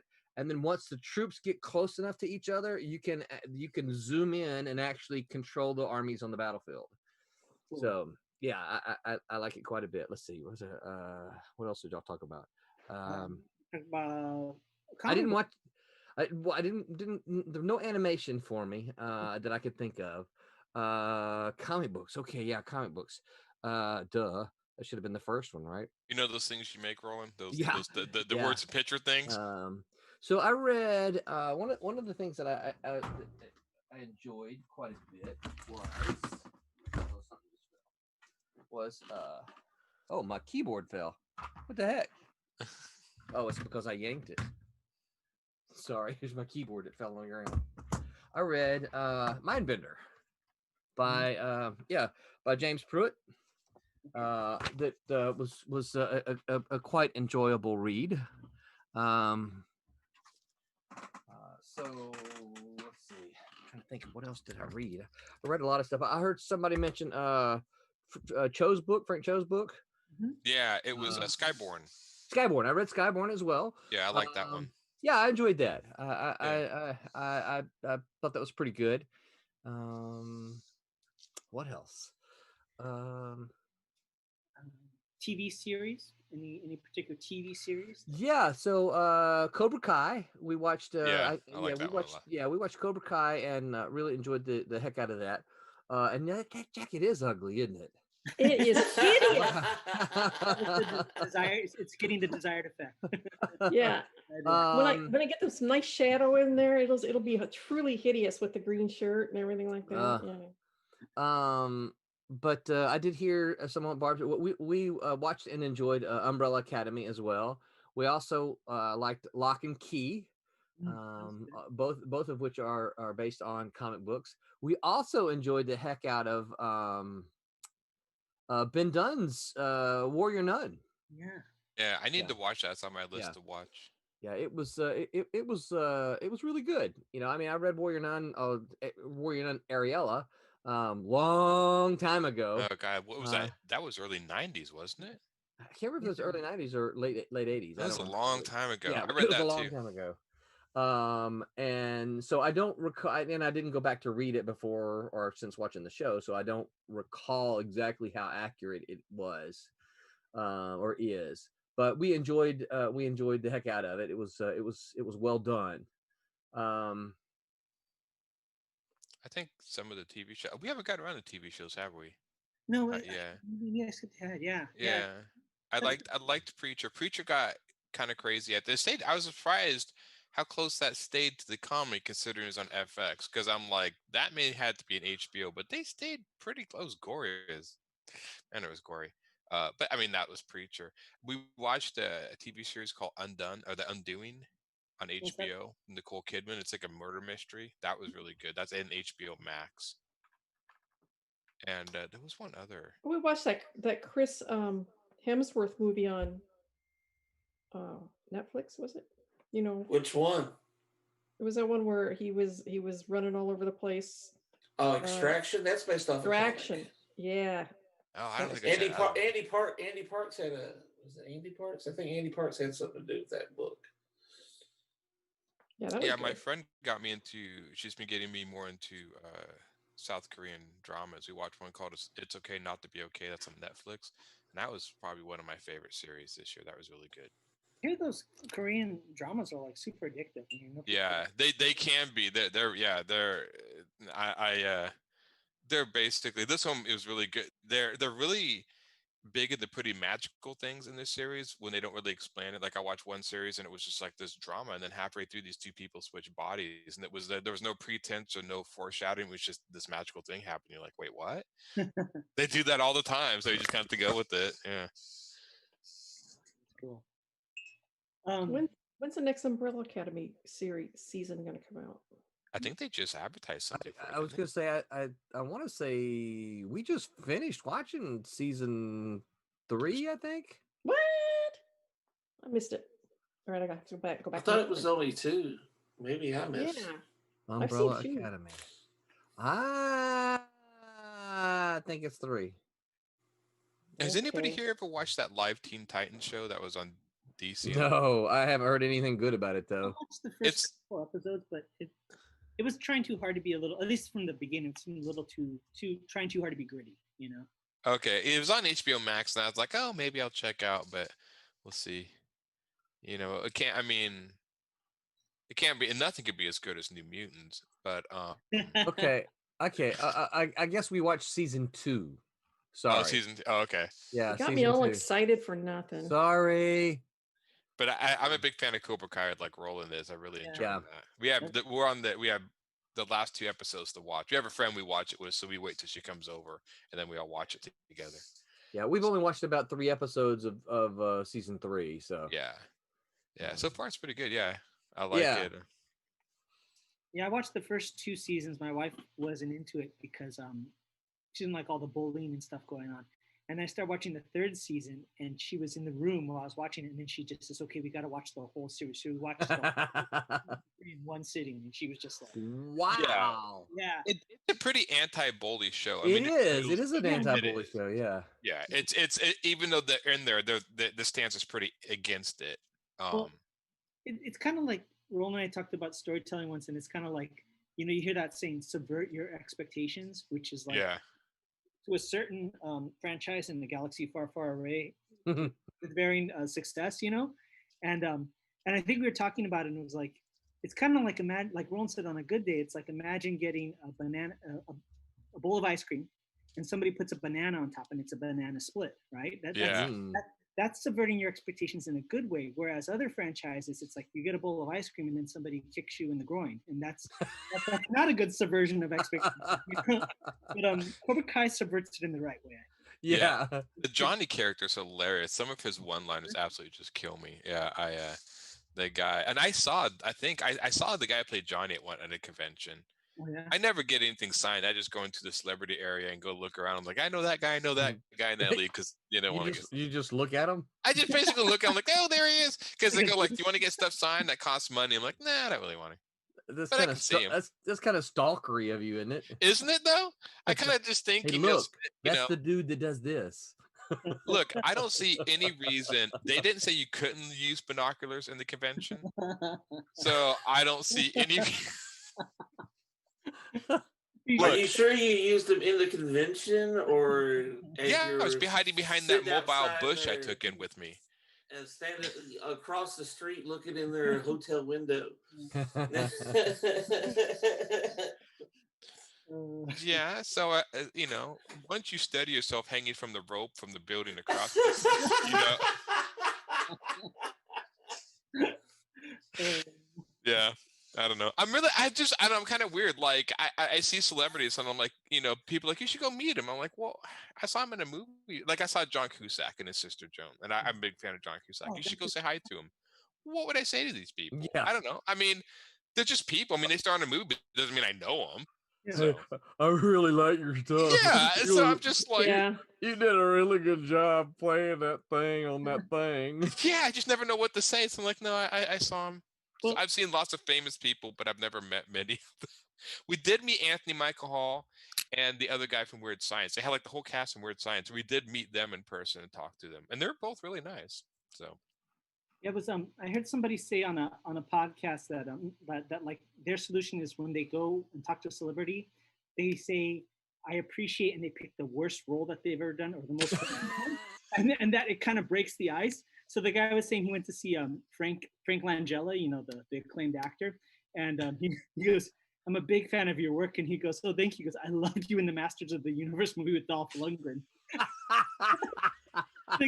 Frank Langella was like, "Hey, f off," you know. But it Oh broke, no! but no. But I mean, like in a playful, yeah, Oh, he got the okay. joke. yeah, and it kind of broke. Uh. And I think he said like there's another actor, Steve Zahn, and he went to Steve Zahn, and he's like, "Oh, I love your work," and he goes, "Oh, thank you." He goes, "Yeah, I loved it when you were in Red Tide for Crimson Tide for like 5 minutes, and then got hit in the head with an explosion and died." Just broke the ice. Wubba's chiming in. Wubba's saying he's waiting. Yeah, where's Wubba? I know I told him to come in, but he's in Yeah. Toronto. He says he's waiting for Lucifer season 5, part 2. And Jennifer Lutter says, I do the same. Roland intimidates me. LOL. What? There is no reason for you to be intimidated by Roland. No, Yeah. I just saw her like That's what she said. 4 hours ago. Yeah. Yeah. Oh, imitates. Oh, thank you. I mean, Oh. you know, That was Brett was explaining that imitates, not intimidates. That's Ah, yeah, because I was just saying Roland's easy, man. He's just always weak on his left. Just go to the right, and he's, you know, just take him down, just gut punch him. And Jennifer also says you should have seen me when I met Spock. I was a mess, and that's probably because he's Leonard Nimoy, not Spock. Yeah, right. Yeah. But I met Pat Morita, Mr. Miyagi, when I was like 6 years old, Oh, that's cool. and I Yeah. was in Hawaii, and he was outside of a movie theater, and he was doing signatures. And at 6 years old, right, the way you interpret this is like, this is Mr. Miyagi. And I'll never forget, I gave him, he had like a headshot that he was signing. He goes, okay, who to make this out to? Curtis. He goes, how do you spell that? I said, K. And he looks at me, he's looking right in my eyes. And he goes, okay, K. And then I just froze up. I go, K. And he looks at me, he goes, yes, K. And I, K. And then he's like, okay. And then I go, okay, you are TRS. And everybody started laughing. I was so intimidated because like, Mr. Miyagi was staring in my eyes. I didn't know what to do. He's such a funny guy in real life. Like You should Pat have said Morita. wax on, wax off. Yeah. But in real life, you see him outside. It's so funny because you hear his original voice. And he's got like just a straight American accent. He's just like the lowest key guy. Every time I see enemies, it's just like this sort of matter of fact. There's a documentary coming out about him, and there's all Really? this that's really out there. Like supposedly one of the things they say in the trailers, the first 9 years of his life, he was in a cast from the waist down. He couldn't wow. walk because of some health issues. Wow. And then as soon as he got out of the cast, he immediately went into the Japanese internment camps. That was how he lived his childhood. Oh Wow. So he had I'm really curious about this documentary, but it sounds like he had a really, really rough life. I think the one celebrity I didn't see him. I saw his show, and I got kind of starstruck. Say you don't get starstruck. It was George Carlin. I'm a huge George Carlin fan. So when I got to see him a year or two before he passed, That was huge for me. Again, he would be the one that would probably be the one if I met him, I would be tongue tied. The other one, strange enough, I'd be tongue tied. This is really weird. Is Olivia Newton-John. I had a huge crush on her, and even seeing her today, I'd be like, you're Miss Newton, right? Yeah, I would be tongue tied with her. So Yeah, I think the closest I ever came was meeting Geezer Butler when he came into the offices at Malibu, because I was not expecting him there. yeah, You know, it was just a total. Someone said, "Hey man, Geezer Butler's here." I'm like, "What?" They're like, "Yeah, Geezer Butler's here." I'm like, "Geezer Butler, like Black Sabbath Geezer Butler?" And they're like, "Yeah." I'm like, Black what is in the office?" They're like, "Yeah." And of course, I'm at Malibu offices. I'm dressed in short pants and, Yeah. and a t-shirt that I bought from my one trip to Tijuana, that had a big fat woman and a big butt crack, and it said "crack kills." Oh God. And my hair was really long, and it was in a ponytail, and I'm like, I gotta meet Geezer. But I actually have a photograph of that, and I'm standing there with my hands in my short pants pockets, going, I'm meeting Geezer Butler. Oh, that is so funny. I'm trying to think. I'm trying to think if I met anyone, any comic. I think the one, strangely enough, the one guy got kind of tongue tied because he surprised me, was Larry Stroman. I didn't expect it. He's Oh. like he's like my favorite artist. I walk by and I'm like, I'm like, is that Larry Stroman? And I was like, I came up and I'm like, he was kind of he was fun. He's kind of a grumpy guy, but I kind of took it in stride because that was fun. He's drawing. I'm like, dude, I love your art. And he's like, oh, thanks. I'm like, I love your Alien Legion, all that. He's like, oh yeah, I'd love to do more. And I'm like, I was just looking at your artwork today. You're just amazing. He's like, yeah, cool. Like he just took it all in stride. I'm just gushing him. He's like, yeah, whatever, kid. Bye. He was a nice guy. He was a really nice guy, but it was just, he surprised me. I didn't expect to walk by his table. So I was like, oh my God, that's Roman. Yeah. Yeah. I think it's one of those things where it's like you don't think past that first interaction, right? You know what you're going to say, and then after that, like we were at Comic-Con a couple of years back, and we got to go to the Conan O'Brien show where they had the whole cast of Breaking Bad, right? And so it was cool. And then we're leaving. My wife and I are leaving, and we're about to cross the street, and the caravan of all the stars goes by us. So all these limos are going by, and you see Bryan Cranston going by the limo, he's waving to everybody. And then Aaron Paul, the guy that plays Jesse on the Breaking Bad show, the co-star, his car comes up and stops right in front of me because it can't go further. It's in traffic. So I'm waving at him, and he's waving at me, and I'm waving at him, he's waving at me, and his car isn't moving. And then it was just like, I don't know what else to do, so we just kind of I couldn't cross the street. So the whole time they're just like this. Yeah, it was like this. And then after this was done, it was just like, I got nothing else for you, man. Wubba's chiming in. Wubba's saying the reason that he's not here is getting this cover redo done. So he says he believes it counts for a hall pass. So hall pass. Excuses. And Wubba's like, no. Wubba's really like, I didn't read anything in 2020. I know. I got to give a shout out to Wubba because I posted my first drawing for my comic book, and within a couple of minutes I got a message from Wubba. Wubba goes, "Hey, I can draw your character if you want." And I was like, "Yeah, sure." He goes, "Do you have reference?" Well, for those of you that know me, I've been doing nothing but concept. Yeah, you're like, here's this 3 GB reference folder here. Yeah, I know. Right? I went out with my wife for a little bit, and we came back, and he already had it done. And it was what? like, yeah, and it was so cool because wow. I had just been talking with my wife the week before. I saw a video on YouTube about a video game that I designed all the characters for. It came out. Some guy in Britain did a whole review about the video game and my characters, and even talked about me in the video. Right? Wow. Yeah, and what was really cool is it's a character I created in like 1996, and somebody redid the character design, like redrew it for the thumbnail for the YouTube video. So for that, it took me about almost 30 years to get somebody to do a fan art of something that I created. And I got Wubba to do a professional art piece of something I created within like 3 minutes. So, that's cool. Yeah, so I was really psyched. And I'm going to share it online, but Wubba did a great job. Yeah, I'm trying to think if I've got any fan art. I've had my friends. I actually have gotten a cosplayer of my stuff. Blew me away. And I don't know if I've told. So I do kids books besides comic books, and there was a little boy that dressed up as one of my main character for my kids book for his school. It was like your favorite character in the kids book, and he chose mine, and I had the picture, and I was just like, kind of made like the entire reason I made the book. I was like, oh, that's awesome that he was like elementary and he dressed up my character, and I'm like, that's amazing. Yeah. And so I think in this day and age and I'm sorry, Curtis, I'm hijacking it. I think in this day and age, for me, I think that's one of the things that it's like, what do you wish for in your book? I think it'd be cool to see people dressing up as, the characters that I work on as cosplay, because that's so, there's so much of that going on now at conventions. I just think, yeah, it would be cool. It'd be cool. Oh, look, you dressed up as Mouse. How cool is yeah, that?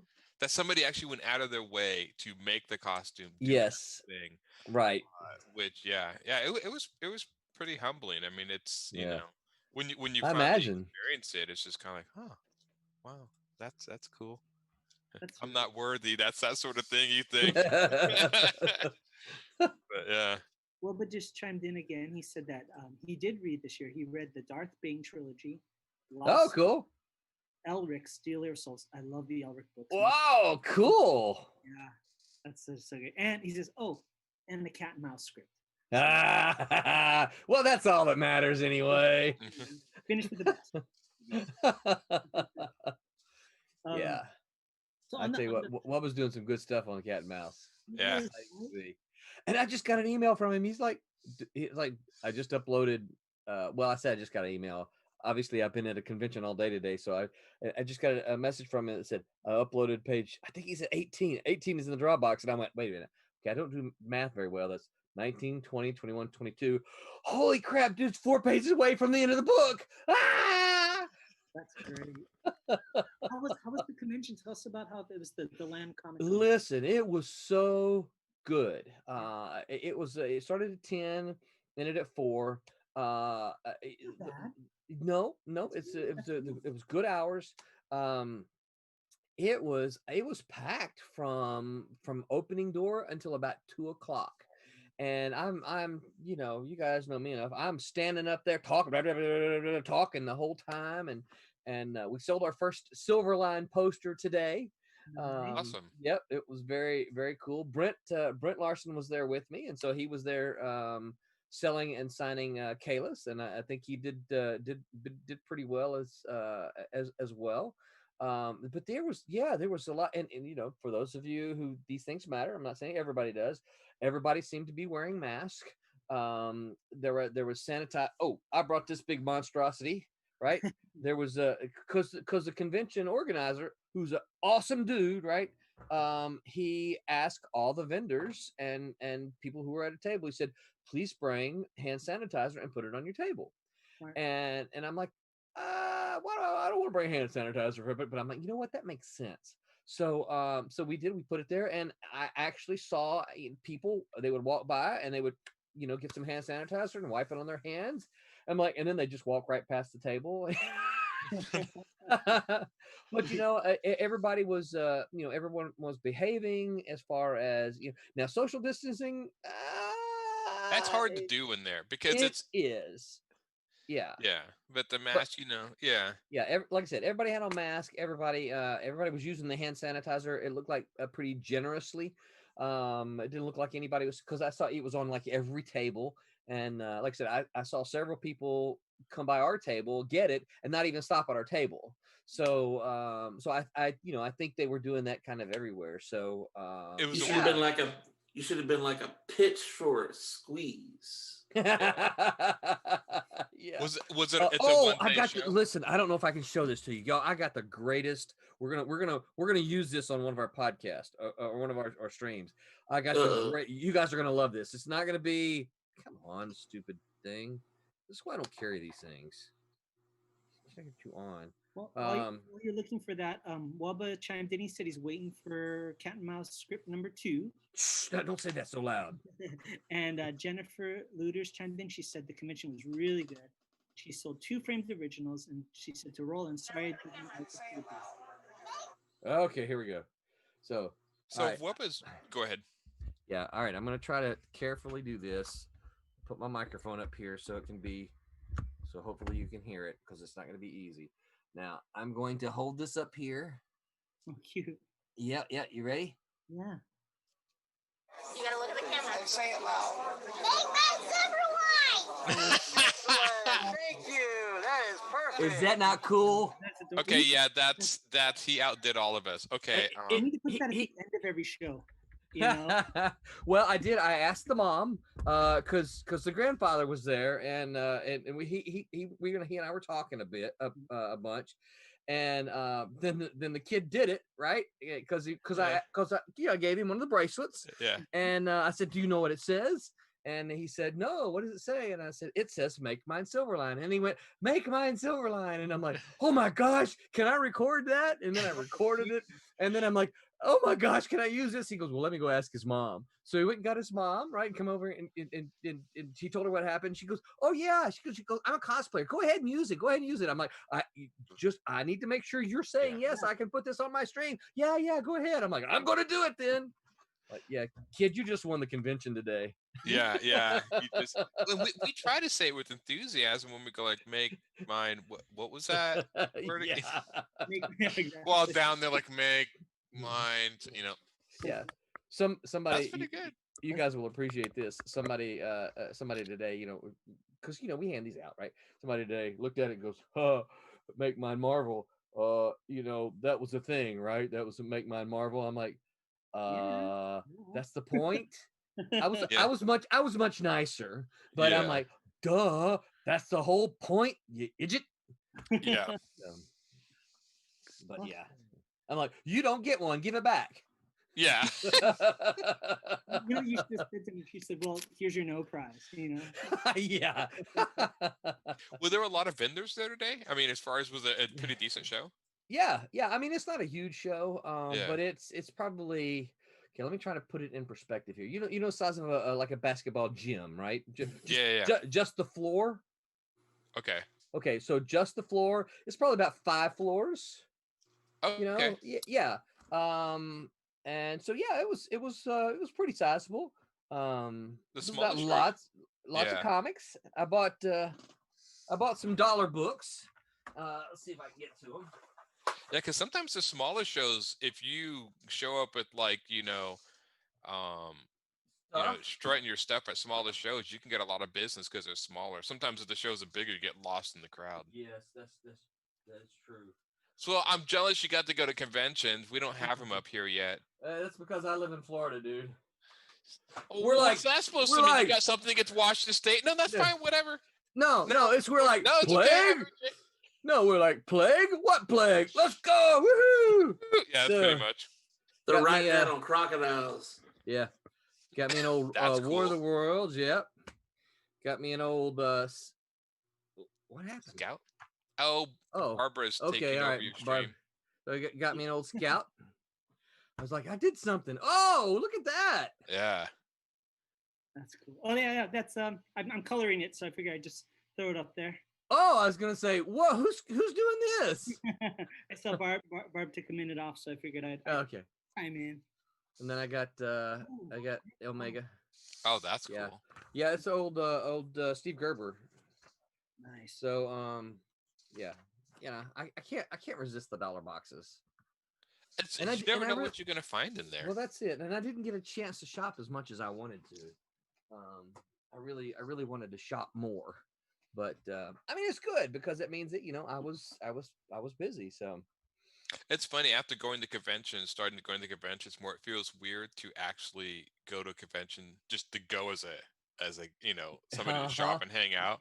You feel like you need to get back to your table or something, but you don't have to. You could just relax and wander around. yeah. That's cool. I like your character, Curtis. I know. And, it's cool, funny. I right? didn't. So it's yellow and black. That's pretty Yeah. striking. Are there any other colors besides? No, that's kind of it's almost like a ninja kind of kung fu kind of character. Mhm. So I had played with all sorts of colors, but I kind of just figured those were kind of popped. Yeah. Well, they're like the most contrasting colors, black and yellow. Yeah, like traffic signs, you know. So Yeah. yeah, yeah, Traffic sign. Is that his battle cry when he jumps in the battle? Does he yell yield or something? Yield. yeah, exactly. But yeah, Slow to traffic, villain. Little traffic. Sharp curve ahead. That's Foul what it is. beast. yeah, Tommy, man, he blew my socks off. I was so happy when he sent it. I was like I said, I was more happy with this than my PS5, and I'm very happy with my PS5. Has anybody on here ever had their stuff inked or colored by somebody and it turned out really bad and he didn't have the heart to tell them? Ooh, well, should you say that on the live stream? I was gonna Yeah. say, we are I'm live. not gonna name names, not but people, I mean, not naming names. I've Just- been doing this for over 30 years, so there's not going to be, total happiness over the course of 30 years. Yeah. So you're gonna run into some duds at some point, but I'm not gonna name names. Yeah, I would never name it. There was one I had years ago. Somebody painted one of my things, and I did all this detail, and he made it all like dark and kind of focused. And I'm like, yeah, but you painted all over my drawing. It's all dark now. I mean, where is it? Yeah, I tell you, one of the most frustrating things as an editor was dealing with some of the prima donna pencilers. Barb's like, yeah, and, it wasn't unusual that you'd get a penciler and then you'd send out, oh, this I know this inker would look good over that, right? Because that's part of your job as an editor, right?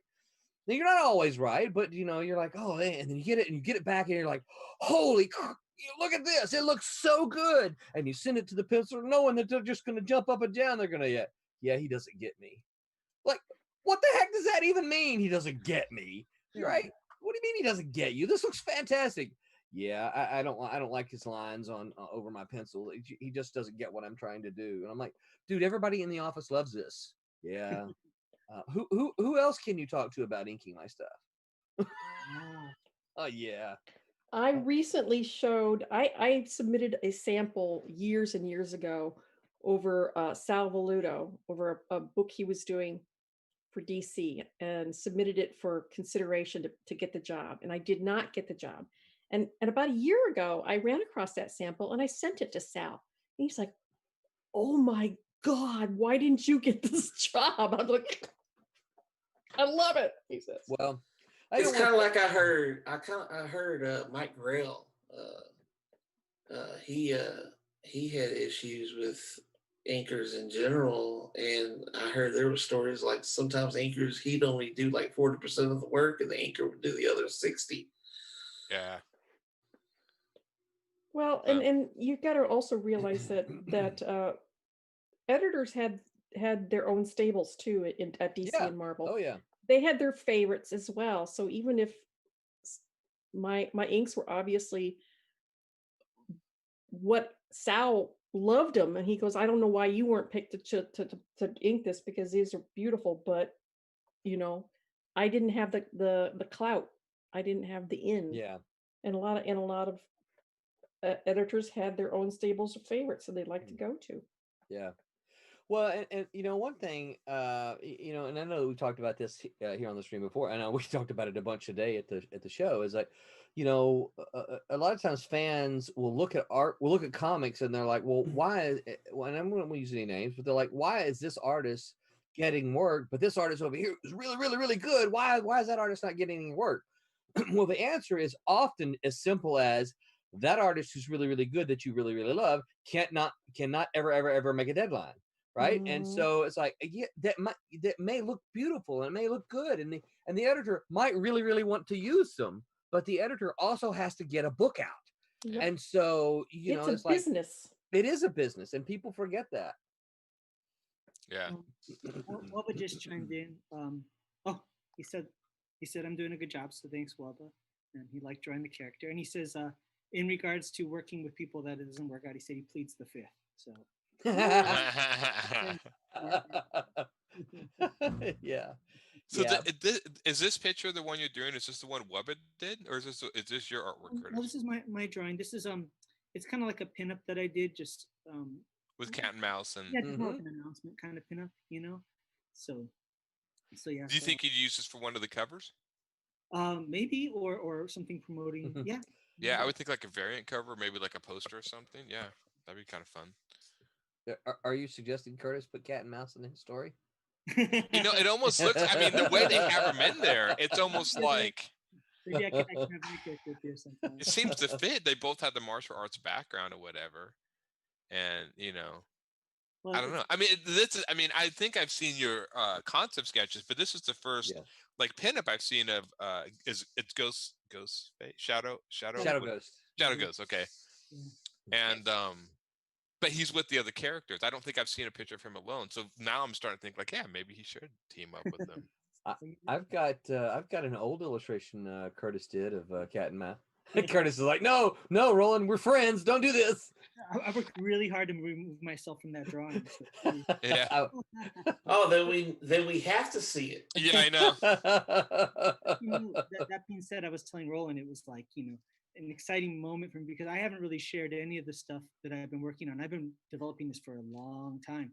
So to be able to have Roland help me, kind of guide me with the story and kind of give me advice, Cat and Mouse was one of my favorite comic books growing up. And then to be able to draw Cat and Mouse in this drawing and get Tommy to ink it, or Tommy, Barb, all these people I've known for decades now. It's like I'm still a fan, deep down. So it's a great experience. Well, and I can't speak for everyone, but I think we're all still fans, and I think that's kind of why we're here every Sunday night, right?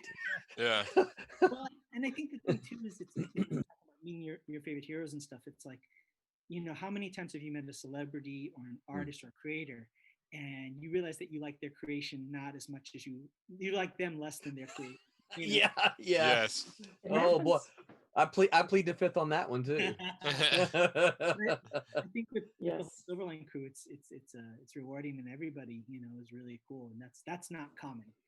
I didn't want to say anything to you, Curtis, but you Well, and I got to talk about that a little bit. I got to brag on you guys tonight, or today at the show. It's like, we were talking about, one guy was talking about his stuff and is like, he can't just, he can't seem to build excitement and that kind of thing. And I'm like, I think part of what is working, it seems to me, and you guys can correct me if I'm wrong. I think part of what's working with Silverline is that, we're quote unquote meeting regularly. We meet every Sunday night and we hang out.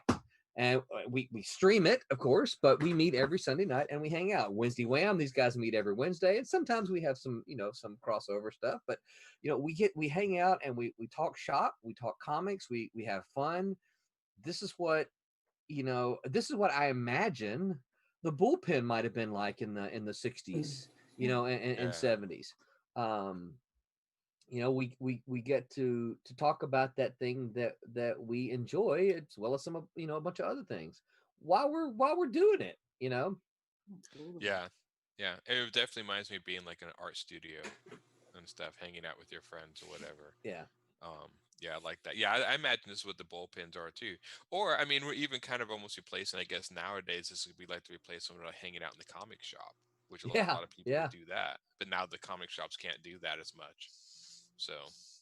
Well, it's like Roland and I were talking. We always harken back to Malibu because that was such a great time. Yeah. And you want to recapture the magic of something, knowing that you can't replicate the exact same scenario. Right. But I will say that knowing you folks and meeting once a week and doing all this stuff on Silverline, I mean, it's that same kind of magic, and that it's very special, and it's let's say greater than the sum of the equal parts. I don't know why. Yeah. Maybe it's because you guys are awesome, but it's really really fun. Yeah, I look forward to this every week. Yeah. The Sunday, hanging out with you guys. I mean, I have some friends. I actually have a friend who's actually starting to get into comics. And I told him, I said, like, well, I'm going to bring over a bunch of Silverline comics for him. Cool. Yeah. And I'm going to pimp us to him. And so, yeah. This Yeah. big daddy. But, and I tell him, I'm like, hey, man, the first one's always free, but that's right. you Yeah. got to pay afterwards, Uh-huh. I feel like it's- Well, and that's why, that's kind of why, I want us to grow one reader at a time.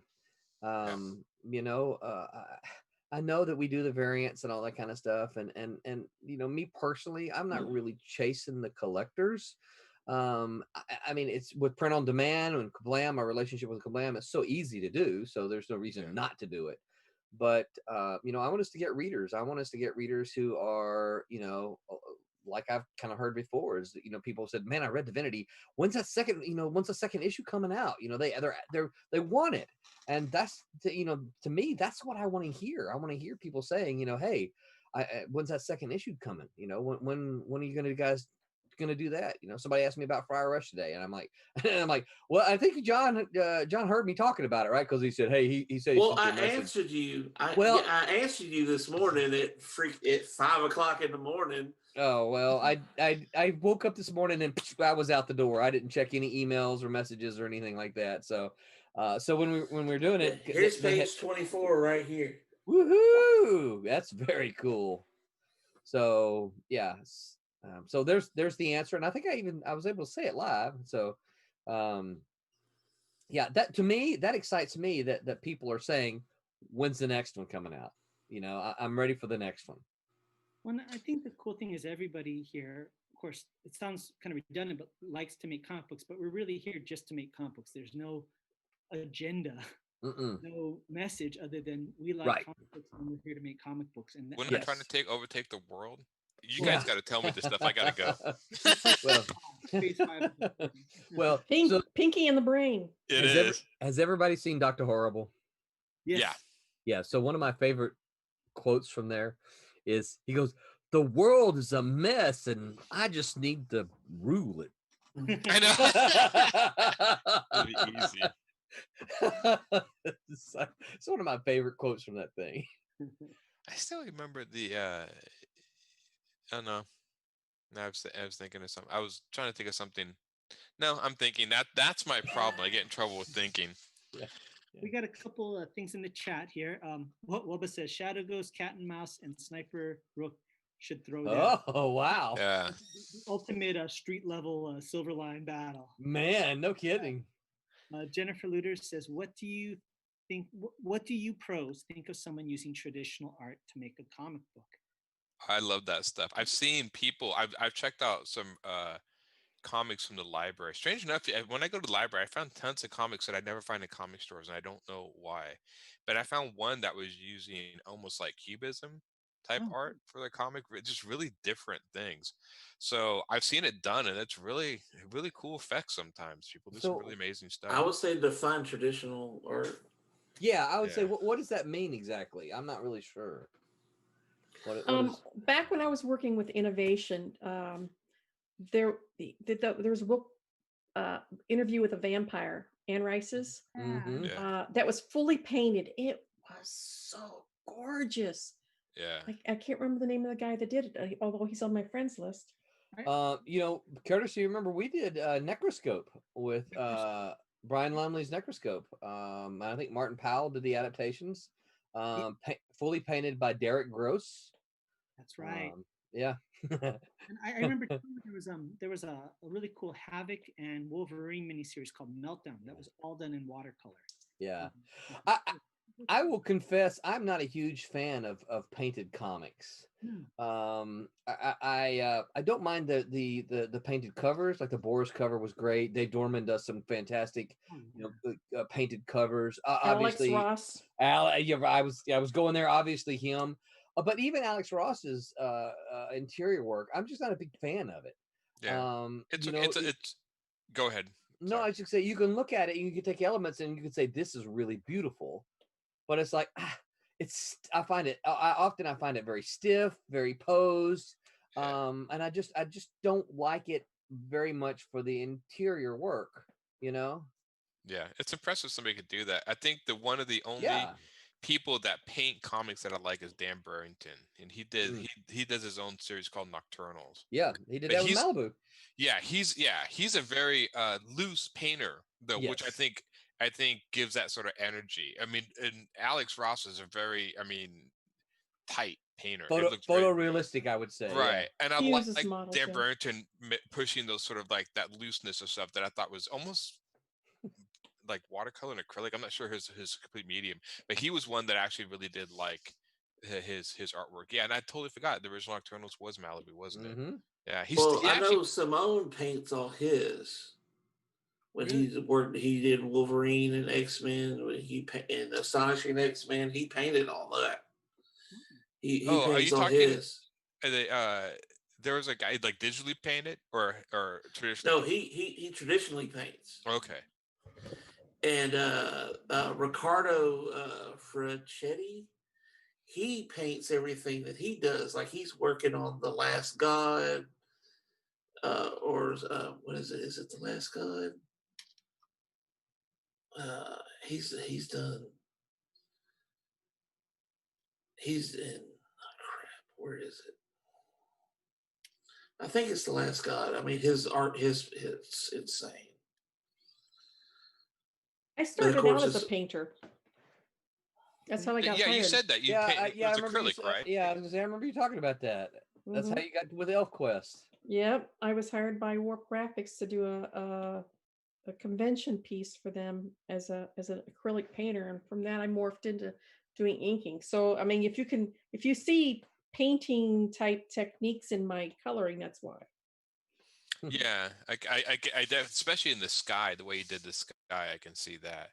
The other one, there was a book read them from the library. I need to buy them called Beasts of Burden by Dark Horse, and I'm gonna say I think Jill Thompson has something to do with them. But these animals, but that one looks Mhm. hand painted. Maybe it could be digital. Digital painting can sometimes mimic pretty well traditional. Yeah. But I really like that one. But I think I'm with Roland. I usually like a looser, more energetic style. Mhm. I'm actually starting to enjoy comics that actually stray more towards flat colors, like the way Yeah. Curtis is like the two-tone colors. That's the way I color my stuff a lot, and I really enjoy that. So yeah, Yeah, kind of like that anime kind of, vibe. that's the stuff that I really enjoy. Oh, we got Yeah. the chat's been we got quite a few messages, so let me just chime in here, guys. So Quentin J. Bedwell says the streams. Quentin.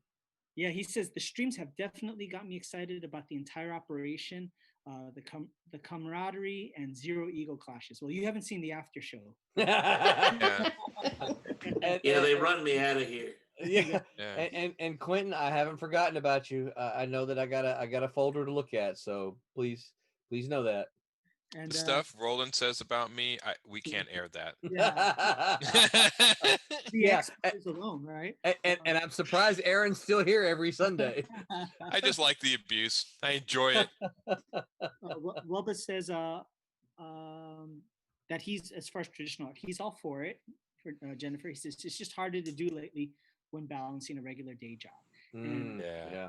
Jennifer says that she says I use color pencil, traditional ink using quill pen and twigs, and watercolor with illustration pen or mixed media.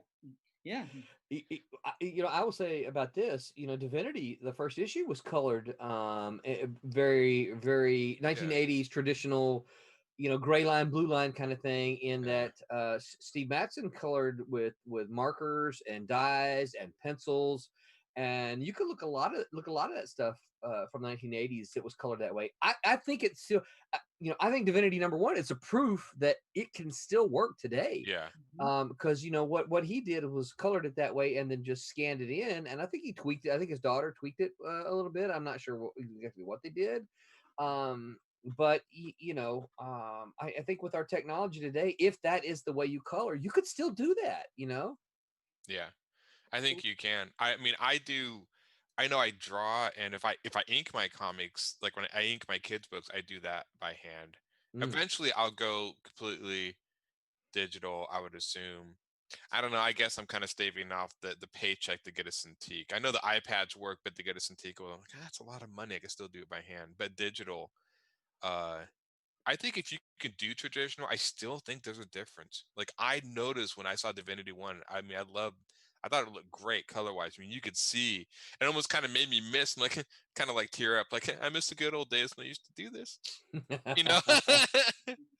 As far as inking traditional, yeah, I mean I've done that for 30 years and I still Yeah. do, although I find it faster to do it digitally now. Yeah, and I think also that trade-off we've talked about before, where like if you want to sell pages, Right. you know, Right. that sort of stuff. To me, I love that idea. I love that you guys can say, the artist can say, hey, this is probably a page that somebody might be interested in owning the physical, the Mhm. original. Right. So I'm going to do it in the traditional media where, this is a page of the three guys walking down the street. So, Yeah. I'm just going to do it digitally. Yeah, I have a tendency to mix the issues up. I'll pull out 4 or 5 pages that are pretty Yeah. dynamic, and I'll ink those by Yeah. hand. Yeah. And I think that's perfect. I think that's great. Then I'll go to town with digitally with the rest because I can do it like twice the speed as I can do it by hand. I thought about getting an iPad because I know that's probably it seems like a very good solution if you can't do a Cintiq or whatever. The iPad with Procreate seems to be a more cost-effective solution to that. So Wubba agrees that Dan Brereton's amazing. He also likes Beasley, Simon Beasley. Bisley, yeah. Um, Quentin J. Bertle says, me neither. I like the classic inks. It just jumps out and just makes the entire medium to me now, but I don't mind painterly colors. And Jennifer also says, it almost looks like a children's book style. Interesting. She's trying to figure out if it's okay if I fit. Quentin says, don't buy a Cintiq. I use a Surface 7 or an X Pen on the computer. Both much cheaper and just Okay, cool. All right, I have to look in. I know there's some good alternatives out there. I would say Yeah. as far as like if you're Ooh, if you're that's worried, yeah. because it That's nice. seemed like oh yeah, I saw that cover earlier. That was awesome. Yeah, this is going to be on the Kickstarter at some point. Yes, yeah. For I'm gonna sale. try to get those added tomorrow. I would say if you can do traditional and it works and you like it, Mhm. I think in independent comics, if you could stand out, if your story fits and stand out, go for that. Yeah. Yeah. Totally. And I think there's things that are stylistic were based on necessity. I mean, this, now this is an artistic decision to do something like how I'm doing it very graphically. It's not Yeah. necessary. In fact, you can do things even, watercolor pencils, like she was saying. This is Yeah. all made up because it was required because of the printing process back then. Mhm. Yeah. Yeah. Exactly. Yeah. So And I mean, think also a good example of somebody who I think bucked trends in the independent field a little bit was the guy who did Mouse Guard, because he pushed a little more of this, not sort of I have realistic, but those. more of this child book aesthetic with the painting and the art. And then of course he actually changed the actual format. It was more of a square book, like a kid's book that was a comic book. So he actually became really popular. So I think if you do it right and the artwork fits the story and everything, yeah, I definitely would push it. Do what fits the story and what you like. I have some of his original art up on my wall here. Do you? Mhm. Yeah. I don't know what happened to him. He kept doing stuff, and then all of a sudden, he just kind of, I don't know if he went into role playing games or whatever. Haven't seen any new Mouse Guard stuff for a good while. At least not Yeah. from him. There's another one kind of along those lines, talking about painting, a book called Scurry. Have you guys seen that? It's an independent book. No. And it's fully painted. My problems with Scurry, and of course, we're not doing reviews. My problems with Scurry are story related. Okay.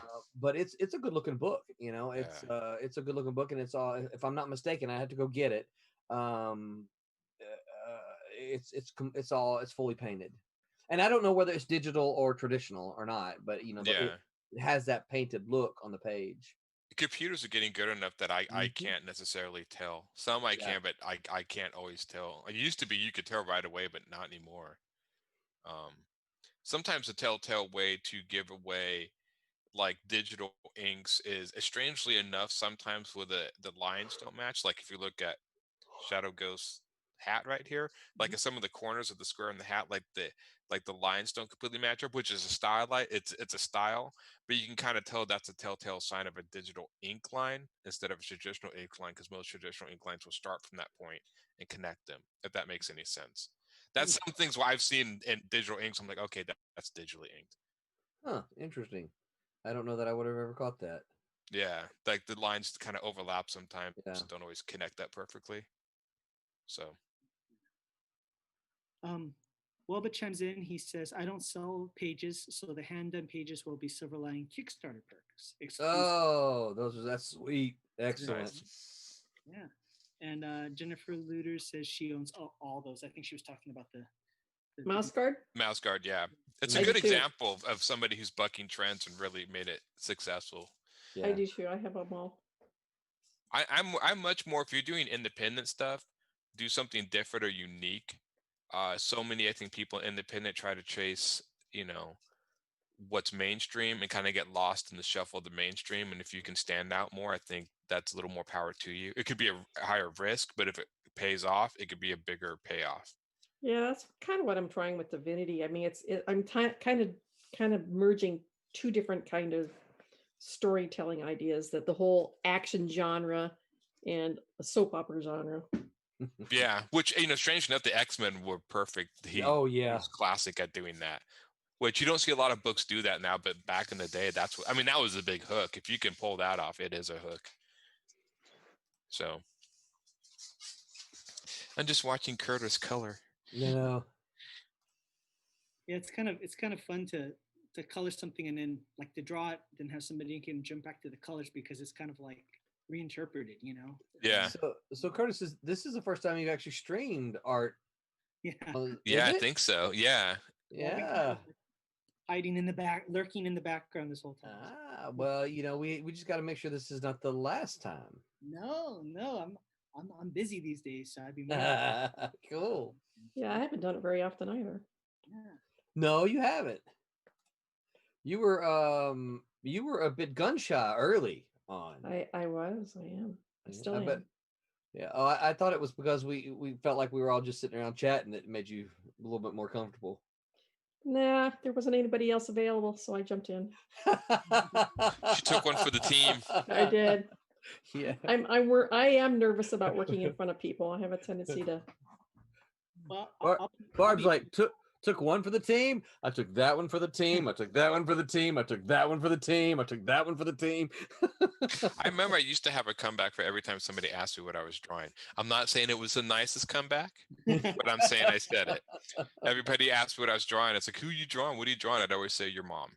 And just have that sort of look on their face. And I'm like, well, you asked. Because I was like, if you can't tell what I'm drawing, then I guess I failed in a way. Unless the drawing's really early, and then that's different. I have performance anxiety. I'm sure you guys know what that is. Oh yeah. Barb, why would you say that? Well, I hope all the kids are put together. I'm sure you guys know what that is. Oh man, you can't throw stuff out there like that. Nah, I can't. No comeback to that. But God knows I have a lot. But we don't want to get kicked off YouTube again. I already did that once. Yeah, I think you're trying to get us off you. Yeah, I know. If you haven't put your kids to bed, now is the time. Yeah, this is the after hours show now. Silverline Comics. Oh man. Loba chimed in. He said, "The belt on the Shadow Ghost is a pain." Yes, I agree. It was funny when I was designing the character, Loba. I was looking at some of the best character designs, and what I realized is a lot of them, what they'll do is they'll have like a lot of simple parts, and then you have one part that's super complex. Like Batman is actually a fairly simple design, but then his belt is complex. Or if you look at the character design, Metal Gear Solid, a lot of really good designers do it. So that's kind of what I was going for. I said, okay, I'll make something kind of complex, but the rest of it won't be as hard for me. I was just thinking to torture him. They don't get out that easy. Well, but he's still gun shy about live streaming, which you shouldn't be, But very much. One thing that I did actually, and kind of like to show how the sausage is made, is I actually, when I colored this, I specifically did the background today before the show and left the characters on, knowing that I would go fast through the characters. That I'm very instinctive on the character. Oh, yeah, that makes sense. Yeah, I saved that for the live stream, and I did all this stuff in the background, like the color holds and all that, on my own time, outside. So that's the trick I did. Yeah, I've heard Roberta say that she tries to, and Tommy too, that they'll try to, if he knows that they're going to go stream, he goes, I'll try to do the boring stuff before, and then do the stuff. He goes, and Tommy was talking. He goes, no one wants to see me just go line for buildings. He goes, it's boring. Here's a line, script, line. He goes, people want to see me do the figures, the faces, the arms, and stuff. Finish the hair. Yeah, the hair. Yeah. If Wubba Shy streaming, just tell him like, look, I laugh at everybody, even Curtis. So I mean, don't take any offense to it. Well, it's funny. It's all about what you see is just as important as what you don't see. It's like John Wick. My students were talking about this footage of Keanu Reeves training for John Wick, right? And it's Yeah. all shaking. It's done with the cell phone, and it looks phenomenal. And by looking at it, you think he's the expert marksman, the best martial artist in the world. And I said, well, they said, Sifu, all that footage is real. I said, yes, it is. But what you don't see is how many takes they did, right? Just Yeah. Yes. shot on a cell phone with a shaky camera doesn't mean they had to not do that 20 times before, and they picked that specific cherry moment to show Right. you behind the scenes. It's all a game, right? Yeah. Yeah. Oh, they're not going to show you that. I mean, Smoke that's why and they don't show mirrors. you what he does a kick or something and trips and falls. I mean, they don't show that. Yeah, no, Yeah. totally. But I don't. Quentin said something, but I don't quite follow. Whoa, Salta. I don't know what that means. And Jennifer goes, "What?" And Wubba praises Barb for her razor sharp wits, and Barb for the win. And Quentin J. Bedwell also makes a smiley face emoji. So I think Barb I'm gonna have to ask Brett if we can get one of those things. What the radios have that they go on the air that they've got like the 10-second delay or whatever. So that if someone says something, they can go beep or you have to see if Well, we get then that I'd be driving. only for Barb. Then I'd be Hey, you dropping think the you need that F-bomb. for me? Yeah, John, you've done really well, man. You really have. You guys, your conversations with John in live, you're gonna say, "Holy crap! Is this the same guy who streams?" Oh yeah. Yeah. How You're gonna so? think. You're gonna say, "Did you just get out of the Marines?" Look, Been- watch the history of swear words. Wasn't that? Does it Nick Cage? Like, Yes, and it's Yeah. awesome. Okay, that's on Netflix, right? Yes. Yeah. Okay, I'll have to check that out. They open it straight out the gate. F-bomb. Boom. Well, if you're gonna go for it, go all Right? go all the way. Don't hold back. Well, you weren't here before we went I'm live, setting that bar. Roland. Oh, really? And Barb dropped one. I was like, yes. Yeah.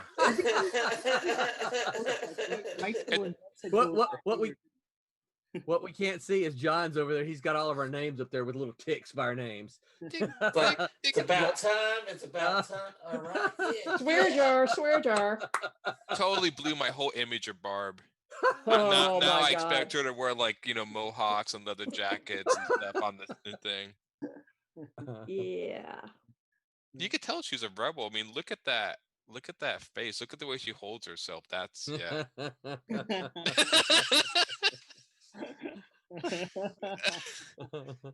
Oh, she's got itches too. Some sort of tick, something. Yep. Aaron, run. Yeah. No, Yeah. I'm setting Barb up to get his cut off again. It's like, Aaron, shut up. You're gonna get us kicked off on Netflix. She's gonna say something. Netflix. YouTube. We YouTube. should be on Netflix, shouldn't we? Yeah.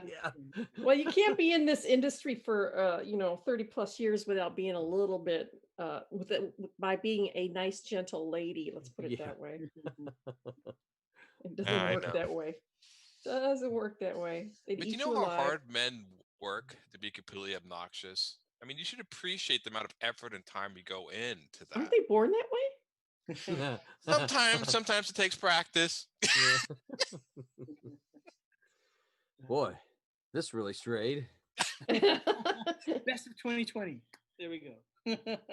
It's the 2020. This is what So- happens. How do the bubbles just stay there? That's always been a. Why don't they rise? They're bubbles. Why don't they rise? I don't What are we know. looking at?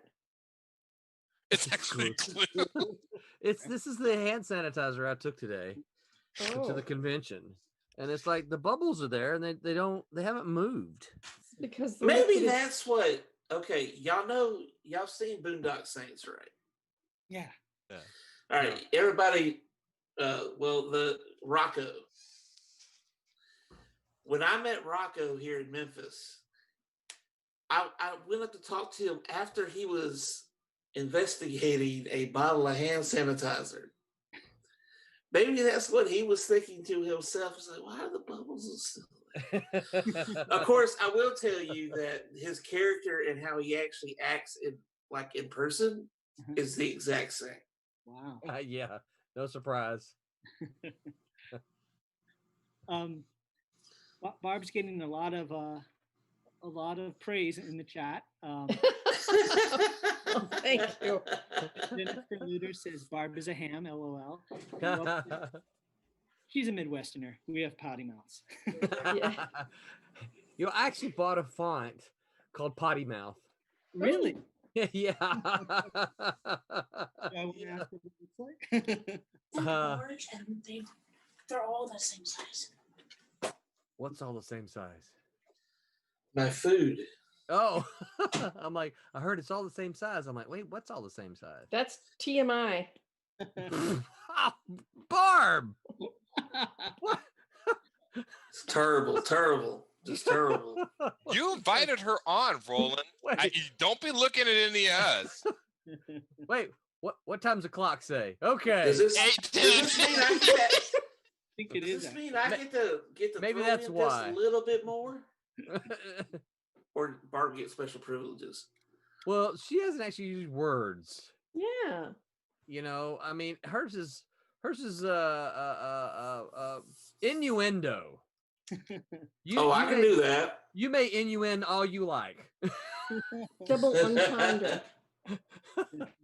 I'll start volleying them back and forth to Barb. Well, then we really will get kicked off. Yeah.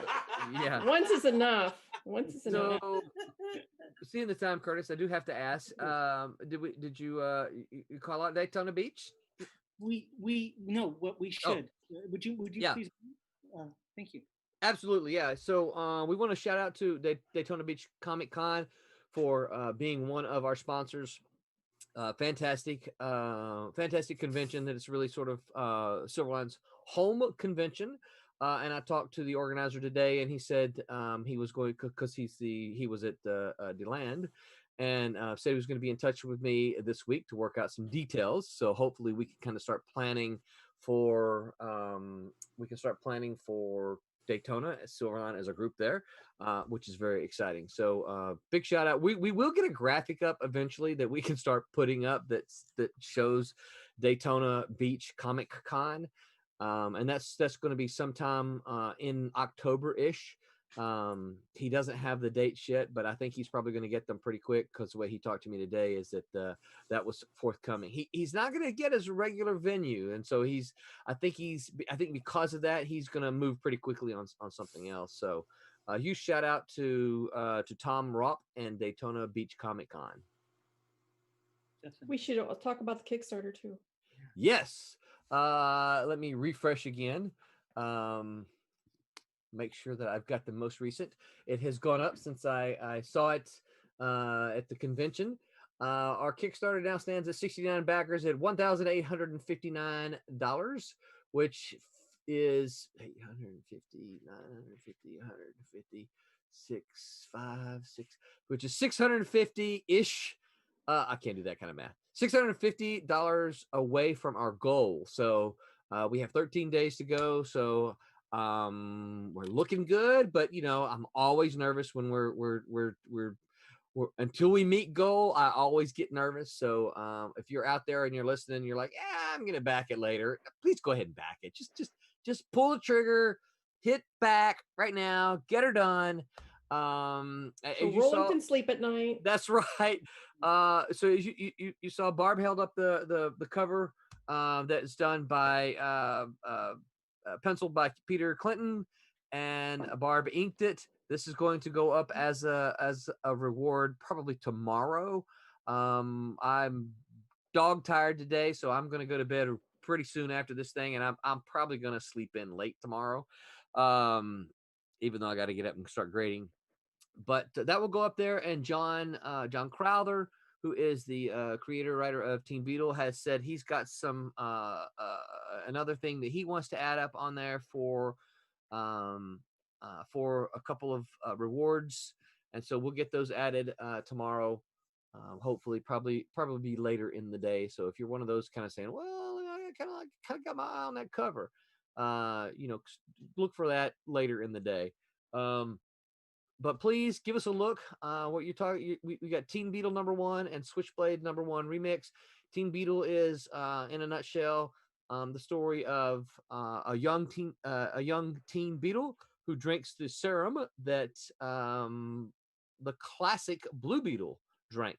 So it's not a descendant, which is one of the things I always like to do when I'm doing things like that. But he's not a descendant. But they've recreated the serum that the classic Blue Beetle, which is in public domain, by the way, just in case any of you are out there going, how can you get away with that?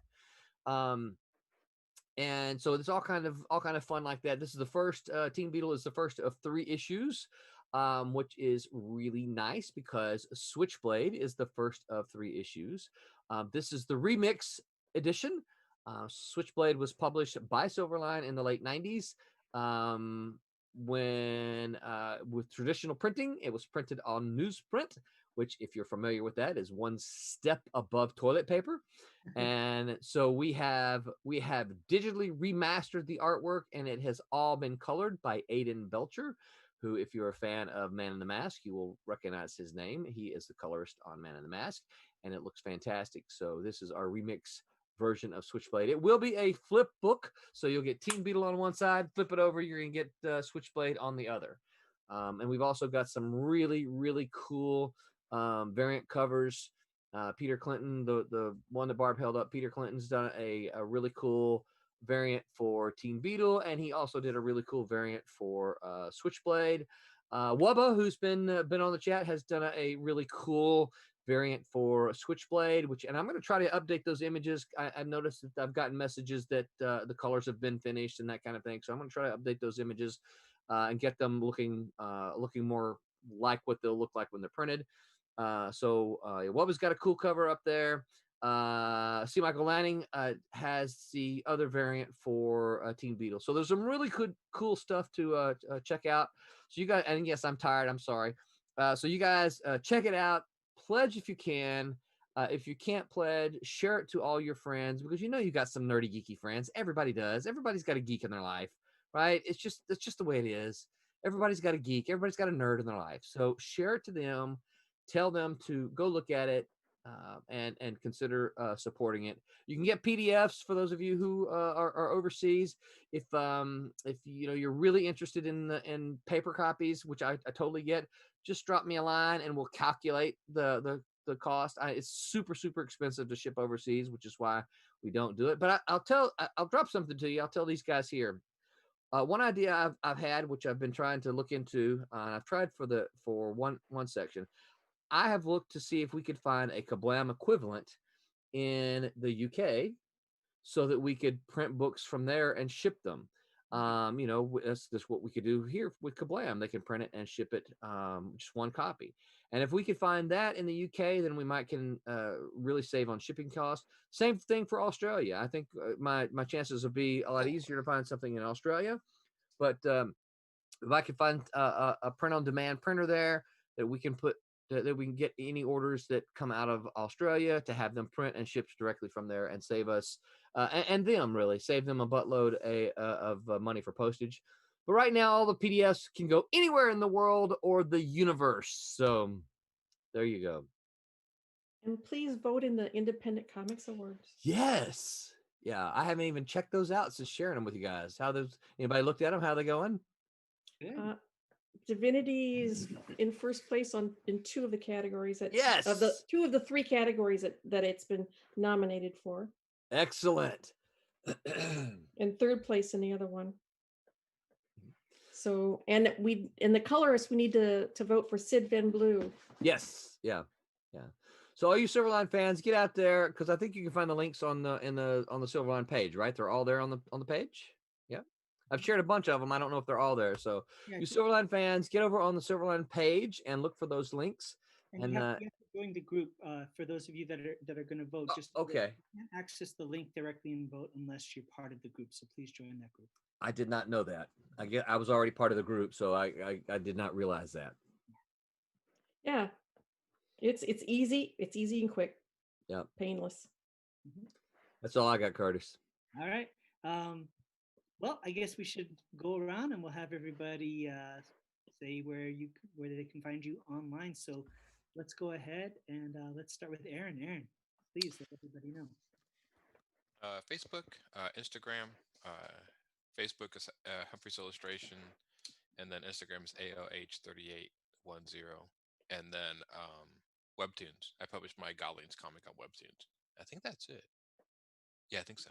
And you're in the home stretch on that series, right? Where Yeah, I have just under like 2.5 issues left to go. Great. Yeah. Excellent. And before we go to the next person, don't forget we do have Silverline merch on our Silverline store on Zazzle. You can find that through the links at the bottom of this video when it's uploaded, as well Yep. as on the site, right? John, how about where can folks find you? Everywhere and nowhere, all at the same time. No. I'm on Facebook. I'm all over Facebook, Instagram, Twitter,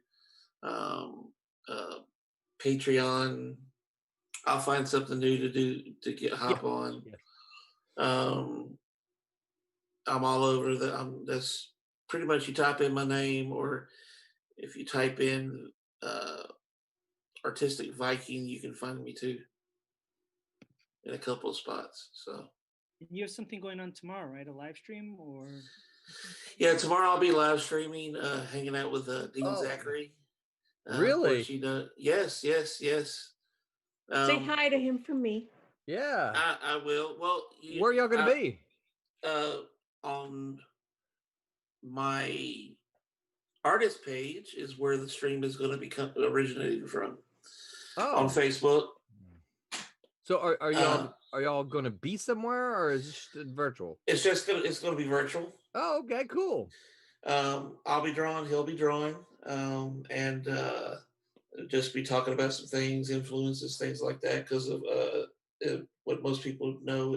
Well, I know y'all know, and some people may not know.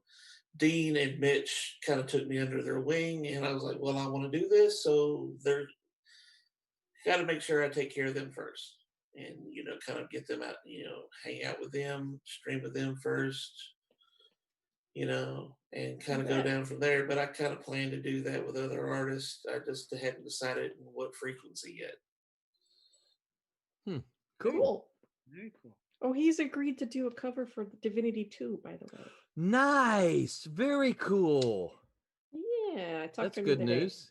Yay. So there you go. Little surprise for you.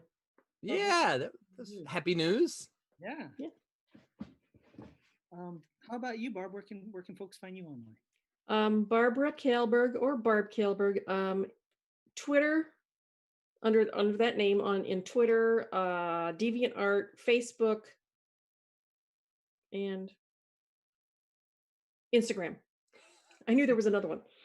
So I'm on all 4 of those. Look me up, look up, follow me. Very cool. And for myself, you can find me on Facebook, Curtis Fujita. You can find me through my martial arts school, Tiger Crane Kung Fu. I don't know why I'm doing this with my thumb. I saw politicians do that. So you can also find. Was that the Bill Clinton one? He always Yeah, did exactly. that. So I was like, and then this at the end of every sentence. I thought it was Bush Jr. Yeah. Or Bob Dole used to just put a pen in his hand and he would do Yeah. this. Yeah. Anyways, I know how I went way off topic. You can also find me on. You also find the Shadow Ghost comic book page on Facebook. It's Shadow Ghost Comic. You can also find me on Instagram and YouTube, Tiger Crane 805, and also on Instagram you can find the Shadow Ghost Instagram page. It's just one word, Shadow Ghost Comic. So please find me on there. I'm going to turn it over to Roland, but before we do, just want to remind everybody, want to thank everybody everybody in the live stream chat. You guys were hilarious. We had a great time with you folks. We want to thank everybody for all your help supporting us with the Kickstarter, coming to the conventions, all this great stuff. It means a lot to us. We love comic books. We love making them. And if you continue to support us, we'll continue making the comics. That's right. And we had some great interaction tonight with our watchers, and I love that. That was fun. Fantastic. Yeah. Absolutely. And we it made us decide, Roland, that we're going to be asking post-COVID, we need to have a series of Silverline sponsored potlucks because we have a lot of cooks. Yeah. we could have talked for several more hours about food, regional and otherwise. I will tell you guys, and if the listeners are still there listening, I've got a couple cool ideas that will require for future streams that's going to require active listener participation. So yeah, and these could prove to be a lot of fun, I think. So yeah, it's just something that but we're gonna have to promote it to make sure we get people here. But because if it's just Wubba, then not that we don't love Wubba, but if it's one person, then it's not gonna work. So yeah, I've got some ideas that I think will be fun for the stream that will get the listeners actively involved, and so that could be fun. Sounds fun. Yeah, and I want to thank you, Curtis, for picking up the mantle while I was traveling back from DeLand from a fun show. We actually had we went out to a handful of us went out to dinner afterwards, so it was good and lots of fun. It was kind of nice to be back, and I think that was part of what brought the crowds out. Is I think everybody is just they're going stir crazy, and they're anxious to kind of get back to seeing some comics and seeing some good geeky fun like that. So it was good to be out there like that, and I'm hoping that there'll be more of the same, not just in Florida but around the nation as we can hopefully get back to pre-plague conditions and get conventions going on. I learned today apparently a lot of the big conventions that are happening early in the year have been pushed back to late in the year, which is frustrating all the late conventions because they're like, okay, I was normally in August, but now great big convention that happens in March is in August too. So I can't compete with big convention. And there was a couple of frustrated show promoters talking about that thing, and they're like, yeah, I don't know what to do because normally I'm in August, but now that this, and I'm not gonna call any names, but now that this great big huge convention is not going to do May, they're pushing it back to August, which is going to be right on top of me. So I don't know how that will play out, but it'll be hopefully 21 will get us all back into some conventions and get back into the swing of things, I hope. And can I mention one more thing before we Sure, go? absolutely.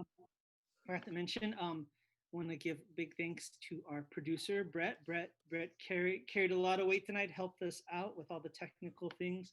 And I don't know if Brett, if you want to chime in, because Brett's team that he does competitive gaming with is part of the official Silverline brand. So I don't know if Brett feels so inclined to chime in and kind of let people know where they can find him and all the news about Red Rider. Okay. Yeah. So go ahead. Yeah. So Brett's talking in our ear. You can't hear him.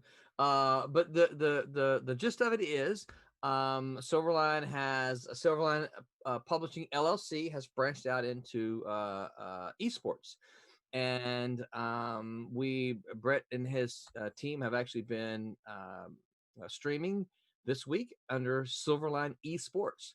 You can go watch them, and there's a nice little Silverline S there with Silverline Esports there, and that's pretty cool. We'll go into details later, kind of how it happened. It just kind of happened, but part of that is that we now have a Silverline Discord.